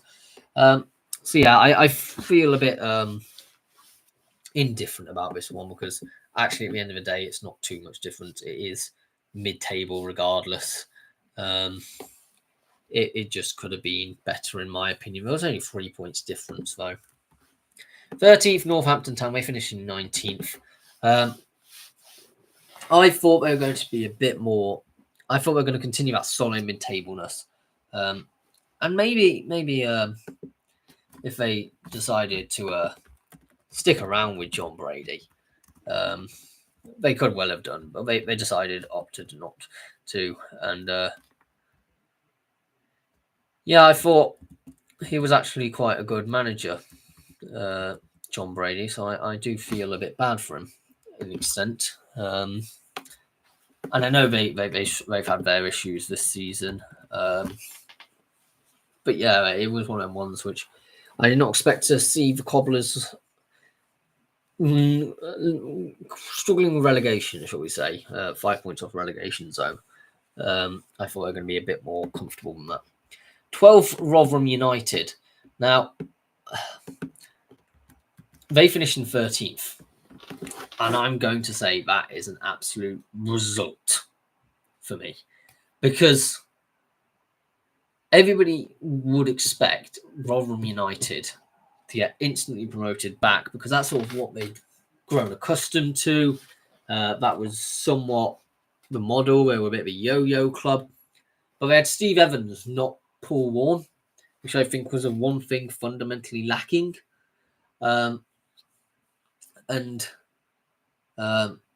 You looked at the team, it was just a standard League One team. It reeked of just League One quality. So yeah, I'm happy that I got Rotherham in mid-table. 11th, Stockport County actually finished in 3rd.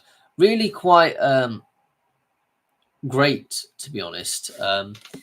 I still will concur with what I said, that they had a phenomenal season last season, winning the league, earning themselves the promotion, and then somehow the media completely ignored them and just focused on Wrexham.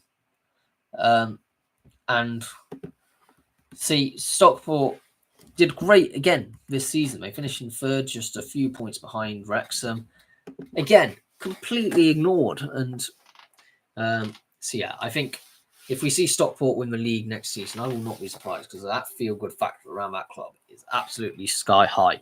But no one seems to be focusing on them. Maybe they will next season without really any big boys, so to speak. I mean, they do have Cardiff, but Cardiff are riddled with issues right now at that club. So yeah, there's no reason why they can't be really strong next season. 10th, Stevenage. They actually finished in 14th. I think, yeah, their squad is mid-table. So yeah, it wasn't too different to sort of where I anticipated them to be in that mid-table position. And so I could have expected them to be slightly better, and at times they did look like they were going to finish at 10th place. They just had a bit of a drop-off at the end of the season. 9th, Wrexham. They actually finished in 2nd. I just thought this was going to be the time where it was a step too far, and they just actually need to have a pause and a breather. Maybe that will happen in the Championship. At some point, Wrexham will have to reach their ceiling. So we'll see. 8th place, Huddersfield Town. They finished in 10th. I'd take this one because I didn't think they were going to get the playoffs. I thought they were going to miss out, and that is almost exactly what ended up happening. They had all the signings on paper and stuff, which said they should have finished in the playoffs, and then they had a bit of a rocky patch of form, which meant that they dropped down to 10th. Similar thing when it happened in my predictions but it just dropped off down to 8th. There was just a few too many losses in that truly dreadful end of the season run, which saw the previous manager lose his job. 7th place, Leyton Orient. I got them almost dead on right. They finished in 6th. And I thought that they were going to do well. Lots of people would have thought this would have been an absolutely stupid prediction to make in such a strong League One. But like, I got Brew right. Richie Wellens is a great manager. Has more than proven himself. And I thought it was going to be an improvement from last season, and it was. Last season they finished in 10th. This season they finished in the playoffs. They are a club going in completely the right direction, doing things completely the right way. I could not fault the London club in any way, shape, or form. So, 6th place I had Peterborough. They actually finished in 18th. Now, someone needs to break down to me what happened with Peterborough, because they were in the playoffs last season, right? And all but confirmed promotion, and then they threw it away against Oxford. But I mean, I think it was one of the things that, well, I thought actually that they could have finished higher, but they lost a lot of their good players. And I think that might be part of the reason why we're looking at them in such a bad position, because they had the whole core of their squad sort of taken out of it then. And that's probably the reason why. 5th place, Wigan Athletic. They finish in 15th.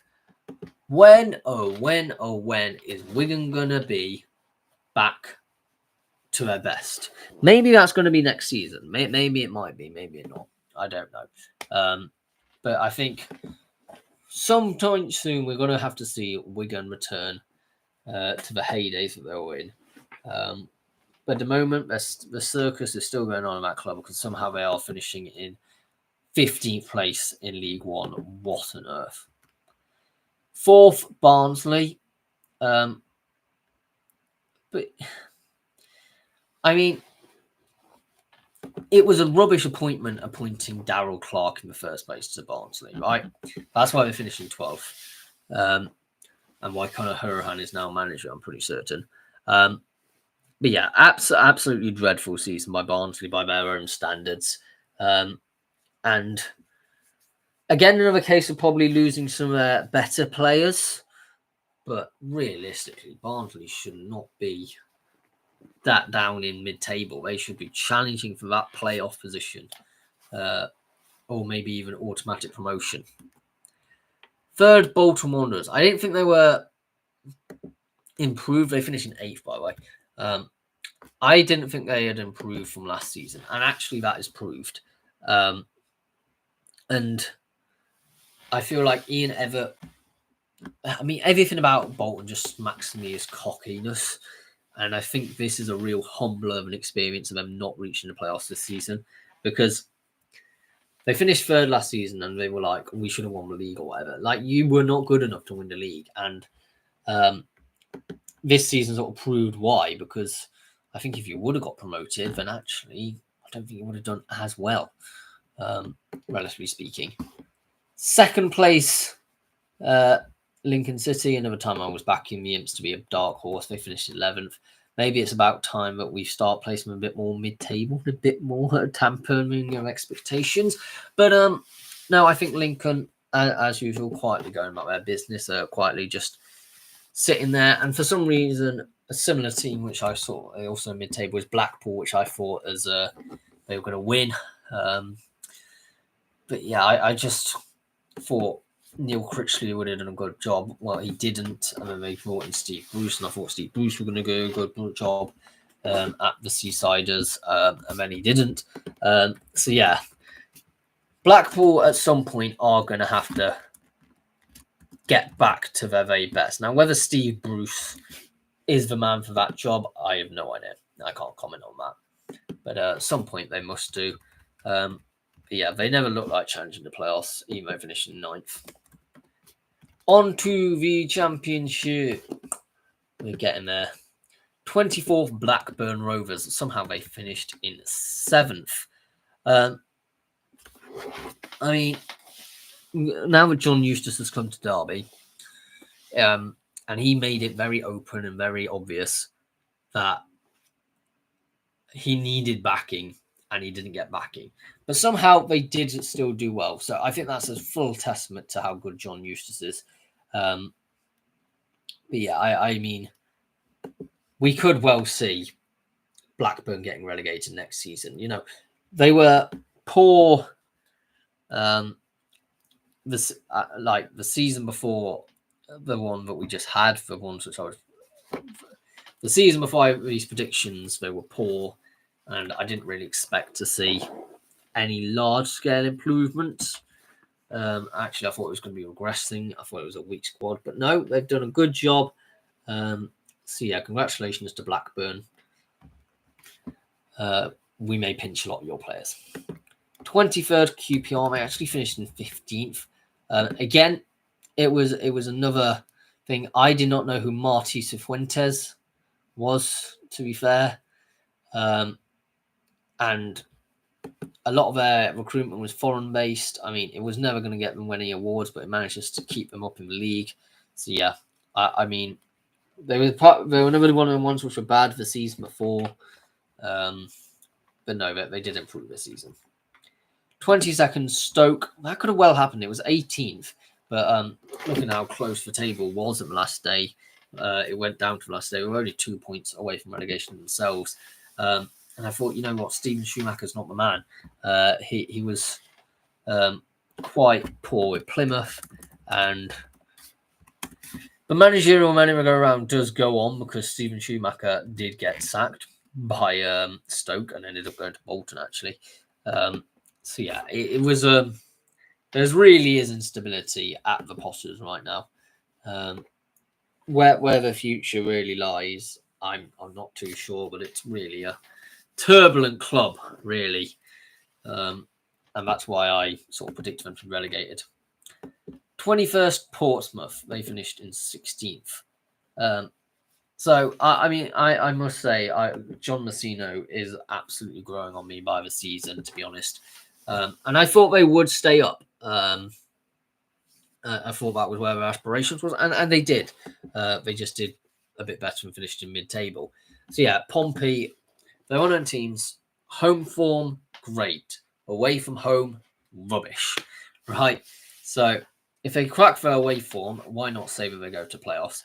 But if they continue their poor away form and then start seeping negativity into their home form, we could see relegation. That's how bad at the moment it seems to be in the Championship. 20th, Oxford United, they finished in 17th. We take that. We take that, right? Like, they're a team which I thought, you know what? A bit of a newbie on the block, so to speak. They haven't been in the Championship for a while. But yeah, they had a good, positive feeling about that squad, and that's why they stayed up. And obviously, there's a load of farce going around right now about not being able to fulfill next season. I don't think that's necessarily true. I think that's hyperbole to apply pressure onto the council to actually get that new stadium all ticked off. But yeah, it's one of them ones which they do need a new stadium. I agree with the owner on that. 19th, Hull City, they finished in 21st. Roughly where I expected them. I don't know why they sat Liam Rosenior. And they did have a very unstable season, it must be said. But it was enough. It was 1 point off 19th in the end, where Derby actually finished. But no, this bit of instability, they managed to play just right this time. I'm not sure how lucky they'll be the second time round. We shall see. 18th, Sheffield Wednesday, they finished in 12th, which must be said. Danny Rowell is one of the greatest Championship managers because Chas Neary is an absolute disgrace of a owner. I'm sure Wednesday Ocho, I don't think is watching anymore, but he can probably confirm to us all how much of a poor owner he is, currently not paying any wages and all of that. And Danny Rowell manages yet again to overperform on Wednesday. And they probably would have finished in 18th if they did not have Danny Rowell at the helm. And I think next season's going to be struggle. They're under a transfer embargo now. Probably a lot of players wanting to agitate for leaving the manager. He's probably wanting out as well. So yeah, difficult. 17th, Sunderland. I did not expect them to get to the playoffs in 4th, and let alone getting promotion from. I thought, you know what? It's one of those things that I just thought it was a lot of their good transfers came on quite late on, actually. And let's say we didn't know much about Reggie Livery before. He got a win percentage of 30%. I just didn't think it was going to be much of an improvement, and we didn't have any huge names at that point at the time. We didn't know about Joe Bellingham coming in or about Enzo Lafay. We didn't know about these things. So they certainly improved because of that, and I still would say that Reggie Livery is going to be a huge risk going into the Premier League because he did so poorly in that end of the league season.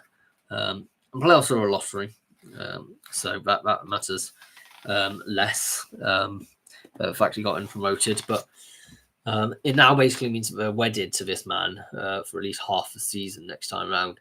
And that's going to be truly detrimental to them, in my opinion. 16th, Norwich City. They actually finished in 13th. Not too different. 3 points in total. I sort of thought, they're going to be roughly a mid-table team, which they were. And we can all agree that Johannes Hoffrup was one of them managers which should not have been appointed in the first place. I mean, it was a risk any day, to be honest. And they are now on a hunt for a new manager. Oh no, they're not. Sorry, they brought in Ian Manning now, haven't they? But yeah, I didn't think that Froome had it in him, to be honest, to finish much more than an abject mid-table finish. 15th, Bristol City. I'm really surprised they finished in the playoffs, and I think even Bristol City fans are, because they normally finish in mid-table. So 15th didn't seem totally absurd, but that's just the nature of a championship, isn't it? But they are naturally absurd. So yeah,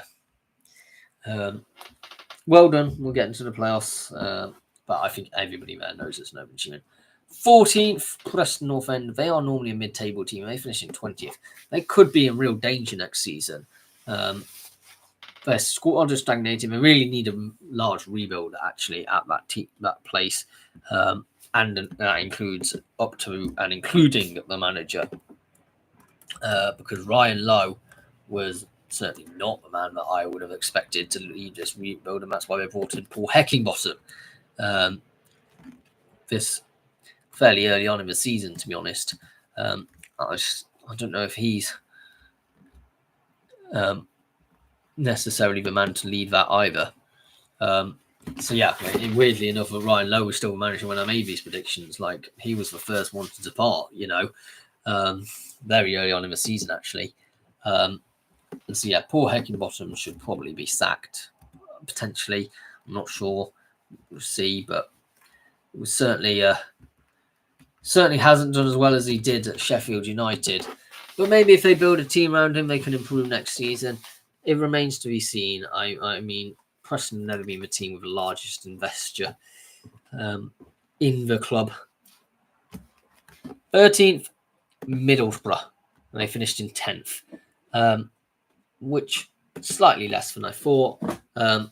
I thought it was a just nearly manager, and each season they were slipping a bit further, and that's what's caused the straw which broke the camel's back this season, so to speak, with Michael Carrick being dismissed. I don't blame him in that regards, because they have been regressing every season, and that's what we saw again this season. They finished in 10th. Their team is definitely good enough to be in playoffs, but as I predicted, they finished roughly mid-table. 12th, Plymouth Argyle. That was a rubbish prediction. They finished in 23rd. But partly, it was even more absurd the fact they had Wayne Rooney in charge. Why I even suggested that is beyond me. So, yeah, that was me being stupendous. 11th, Swansea City. They finished in 11th, dead on the bullseye. Yeah, I think I agree with what they say. They show flashes but are inconsistent. And that really has been proven this season. They had some very great performances and great games, but just weren't consistent enough. Especially in front of goal. Especially in front of goal this season. They were probably towards relegation candidacy in terms of goals scored, but their defence did help them out quite a bit in that regards. 10th, Cardiff City. I mean, they shouldn't have got rid of Errol Balou, but I have no idea how you pronounce that guy's name. Still don't. But I thought they had some good signings being made and stuff, and I just thought it would be great. And then Errol Balou started poorly, and everything just fell off. They were in mid-table last season, but this season, well and truly relegated in last place in 44 points. And yeah, I mean, it's going to take a long time for Cardiff City to build back. They've got poor ownership for one, who have no idea what they're doing, have a very toxic relationship with the fans. Another one in cases that will probably end up getting stuck for a few years down in the Championship, coming to think about, not the Championship, in the League One, coming to think about it. So yeah, Ninth, West Bromwich Albion. They finished in ninth. Another one dead on the money. I always feel so happy getting one dead on in the Championship because it's such a hard league to predict. And I thought Carlos Corberán, great manager. He'll be able to challenge and rile up for the playoffs. Didn't quite get the playoffs as I sort of anticipated. That's partly because he went to Valencia for one. Just before Christmas, actually, on Christmas Eve. But yeah, that was about where I anticipated West Brom to be, just outside of playoffs. And that's where they were. So I'm happy with that one, even though for most of the season they were in the playoffs and probably could have done so if Corberan stuck around. First place was Leeds, but I actually predicted them to finish 8th. I thought a bit of a psychological toll may have had effect on the playoff finals, and maybe, well, let's be honest, I didn't want to see Leeds being promoted. That's one of the only reasons why, but that's a good enough reason as any, so to speak. 7th placed Watford, actually finished in 14th. That was such a poor season. I thought it was a blip. It wasn't a blip. It seems to have set in now. I mean, yeah, it's one of them ones that was Tom Cleverley the right appointment? No, and the carry on now with managerial merry-go-round, and it was always likely that it wasn't going to last the whole season. So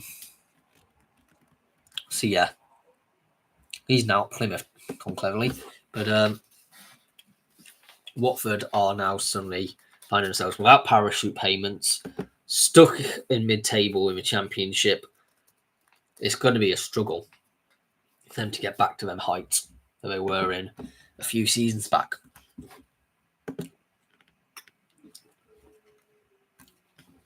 Sixth place, I had Millwall, actually finishing 8th. I mean, they appointed Neil Harris as manager, which was always likely to be a good fan favourite. And then he burned his bridges with the club. Like, I can't believe he said what he actually said. I mean, this man only has over 3 managerial gigs, I swear. Or like 2. He's been to Millwall a couple of times. He's been to Cambridge a couple of times. I think he also has like Gillingham as like one of his ones he regularly goes to as well. But he only ever goes to places he played for, it seems. It's a ridiculous one altogether. And he's back at Cambridge now. He probably shouldn't have ever come back to Millwall, so to speak. That's part. I think he said something about something negative towards the fans or something. I can't remember, but maybe if they stuck with him, they could have reached the playoffs. But alas, only a couple of points off it. And that just proves this season how close it's been, to be honest.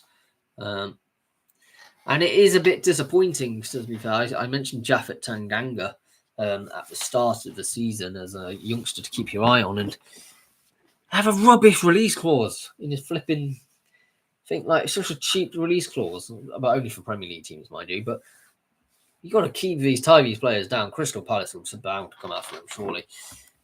5th place, Coventry City. They finished in 5th place. 3, I believe that is. Championship dead on predictions. And I was right. Dark horses for the playoffs. Well, it wasn't really dark horses, was it? Yeah, let's be honest. They were expected to reach the playoffs. But yeah, I think I backed Mark Robbins, actually, to be the man to take him there. Little did I realise it was going to be Frank Lampard come the end of this season. But you know what? Good on him. He's managed to get into the playoffs. Didn't manage to win the playoffs, of course, but I don't think anyone really expected him to.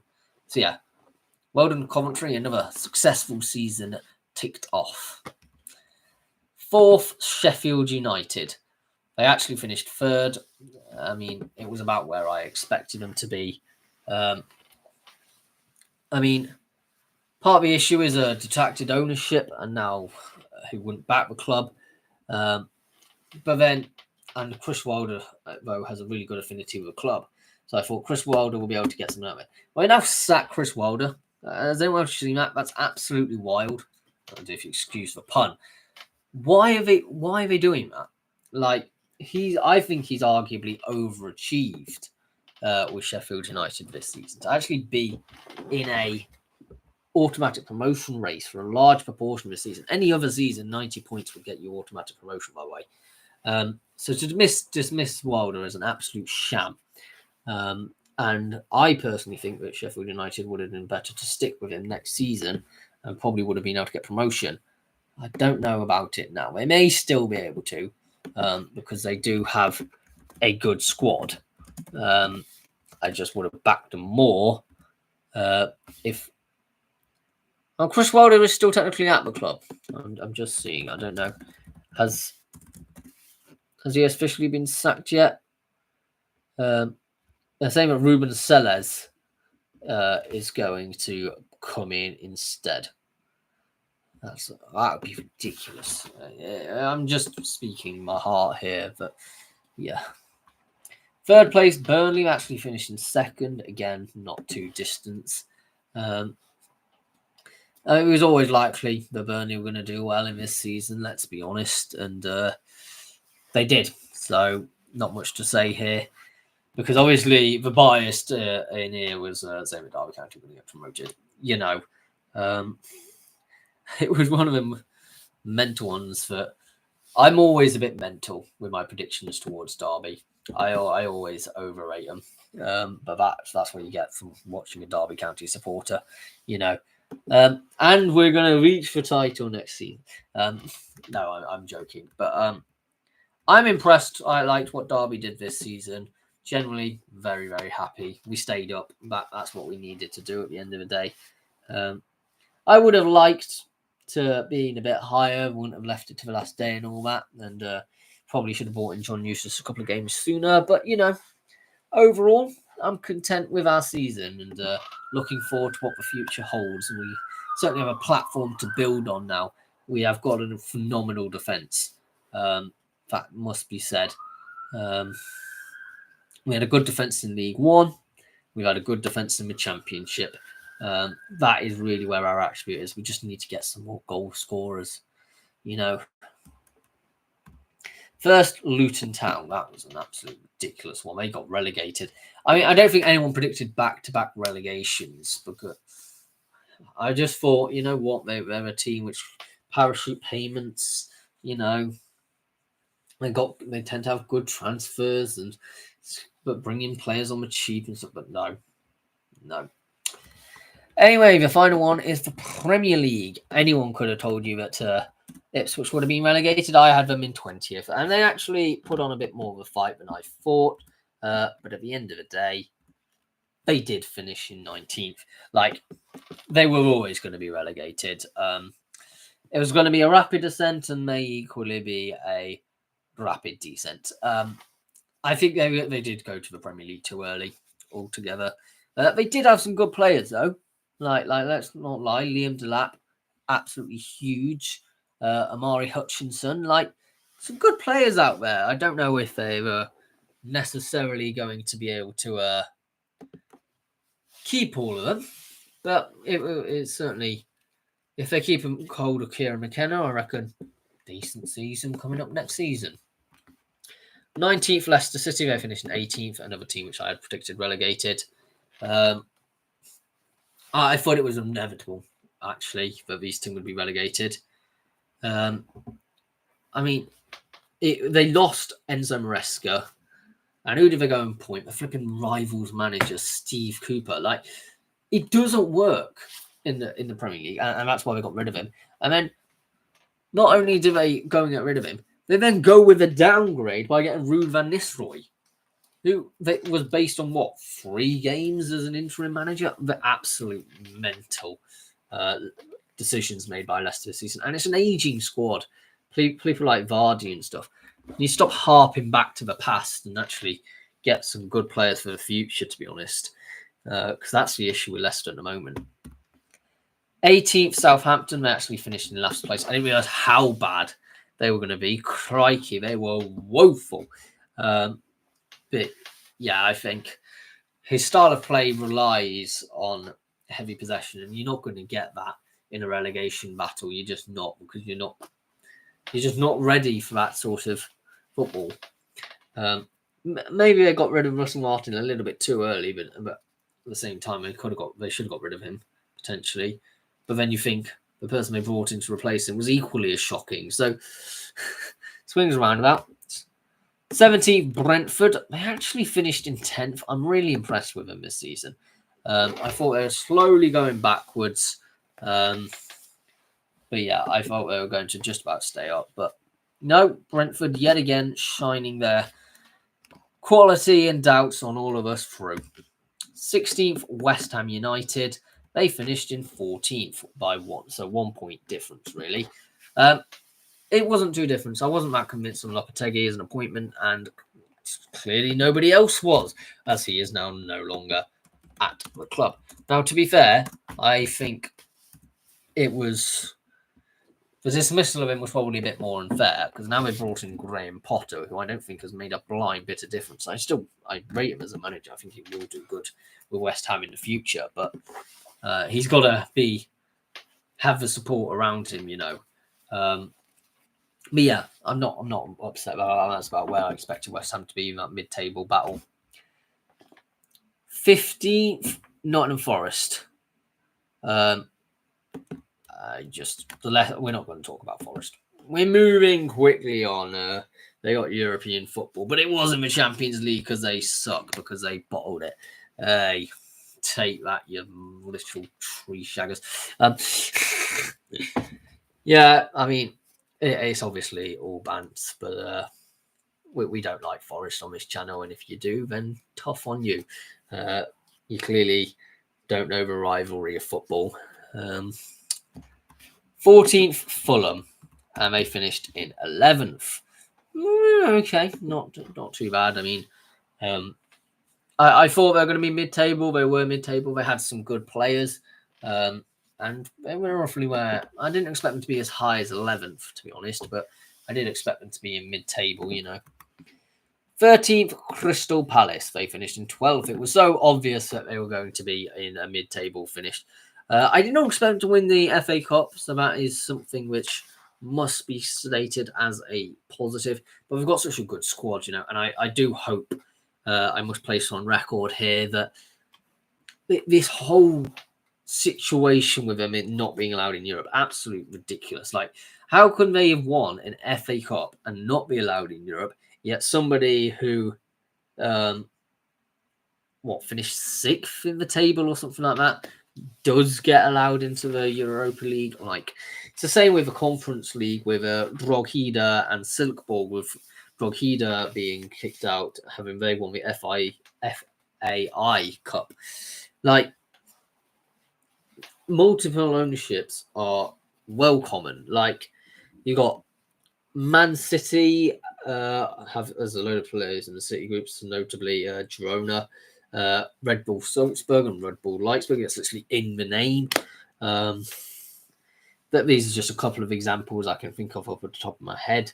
I know there's a few others out there as well. Chelsea, I think, has got a multiple ownership with another one. But they're all still somehow allowed to compete in the same competition. So, because of a blind trust, Nottingham Forest actually and Olympiacos. There you go. They're owned by the same. But because they've been put in a blind trust, because they knew, like, the deadline was like March. That's the 5th round of the FA Cup. At what point in the 5th round of the FA Cup does anyone actually seriously suspect that Crystal Palace would have won it? Put your hand up if you say so. Like, the deadline for that should be, in my opinion, end of May. Right? End of May. Simple as. Would have solved so many issues, and there wouldn't be this legal shenanigans. It's only 25% of the club anyway. It's not even like he's got the majority shareholdings. Anyway, moving on to that. Crystal Palace. We do hate Forest. Martin Ryan, thank you for coming along and liking the video. You are Playside Everton. I'm pretty certain I've talked about Crystal Palace. I'll need to see at the end. There may be some lag. I'm not sure. But yeah, 12th place out of Everton. Everton actually finished in 13th. You know what? We take that. And I mean, a lot of people thought that the Toffees were going to be relegated. I did not. Because you looked at them, they were a mid-table team without the points deduction, and they were again. I mean, Sean Dyche didn't last the whole season. It was David Moyes, which is the reason why they did as well they did. But it was still a good enough season for Everton, and I think that's another great prediction. 11th place Chelsea.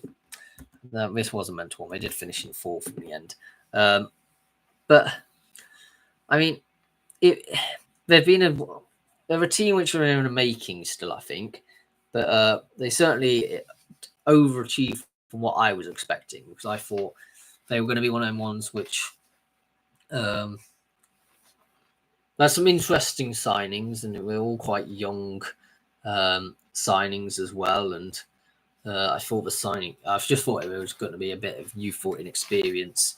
So yeah, 10th place had Brighton. They finished in 8th. Okay, that's not too bad.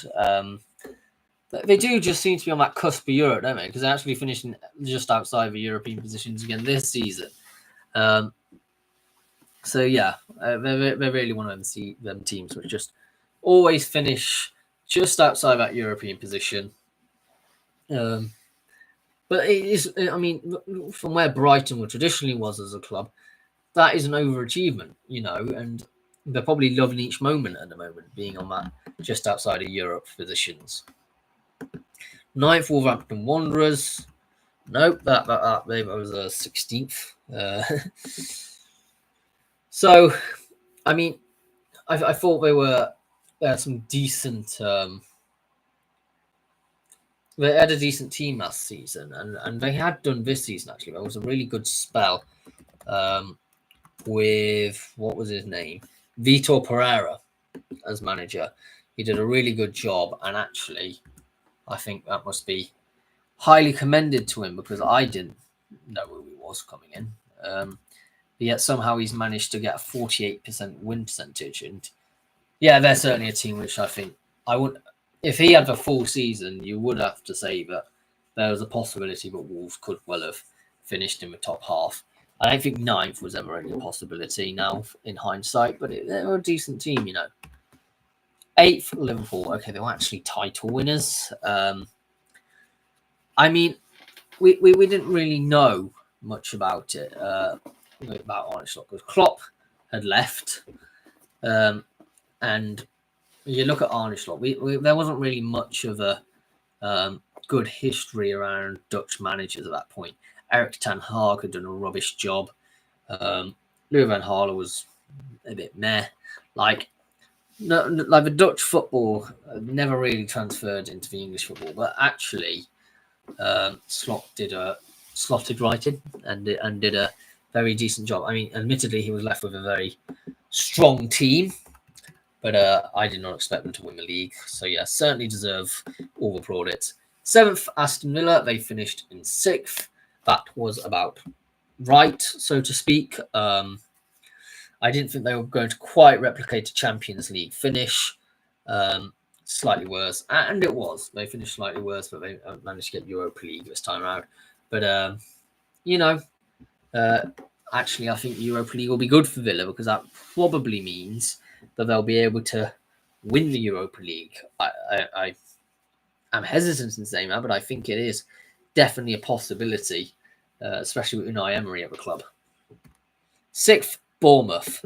Was a mental call. They finished in 9th, right? And for a large part of the season, actually, Bournemouth were in the European positions. They were in the top 6, and then they just slightly slid off at the end. So maybe not as big of a call. You know what? 5th place is Manchester United. And 8th, I thought, was an underperformance. Turned out to be even worse. Because somehow they've gone and disastrous. There's no other ways to describe a 15th place finish from Manchester United. How can you possibly put into words 2 awful managers in the space of one season and looking almost relegation candidates for Manchester United. A leaky Old Trafford, like everything about this club, is just falling to absolute pieces right now. Fourth, Newcastle United, they finished fifth. We take that. Yeah, we knew it was going to take some time to be competitive, but I think fourth was a fair finish, and I think if they had actually decided to win their last game as last couple of games of the season, and they would have been fourth. They had a good season with Geordies, as anybody who is now where I'm living would attest. I think everybody around in Matoonland is extremely happy with that. Third, Tottenham. How come when I predicted Tottenham to finish in relegation zone, every single person laughed at me? And then when I predicted Tottenham to finish third, they end up literally just above a relegation zone. Now, yeah, they won the Europa League, but so what? Like, it's absolutely ridiculous the fact that Tottenham. So Tottenham could have got Champions League by winning the Europa League, but instead of got by getting third, but instead they did it by winning the Europa League. I still see no difference. No, I'm joking, but it is absolutely horrendous. They need. Ange had to go. Like, I don't know what to do with Tottenham. Like, what words cannot express how this club can even start to improve.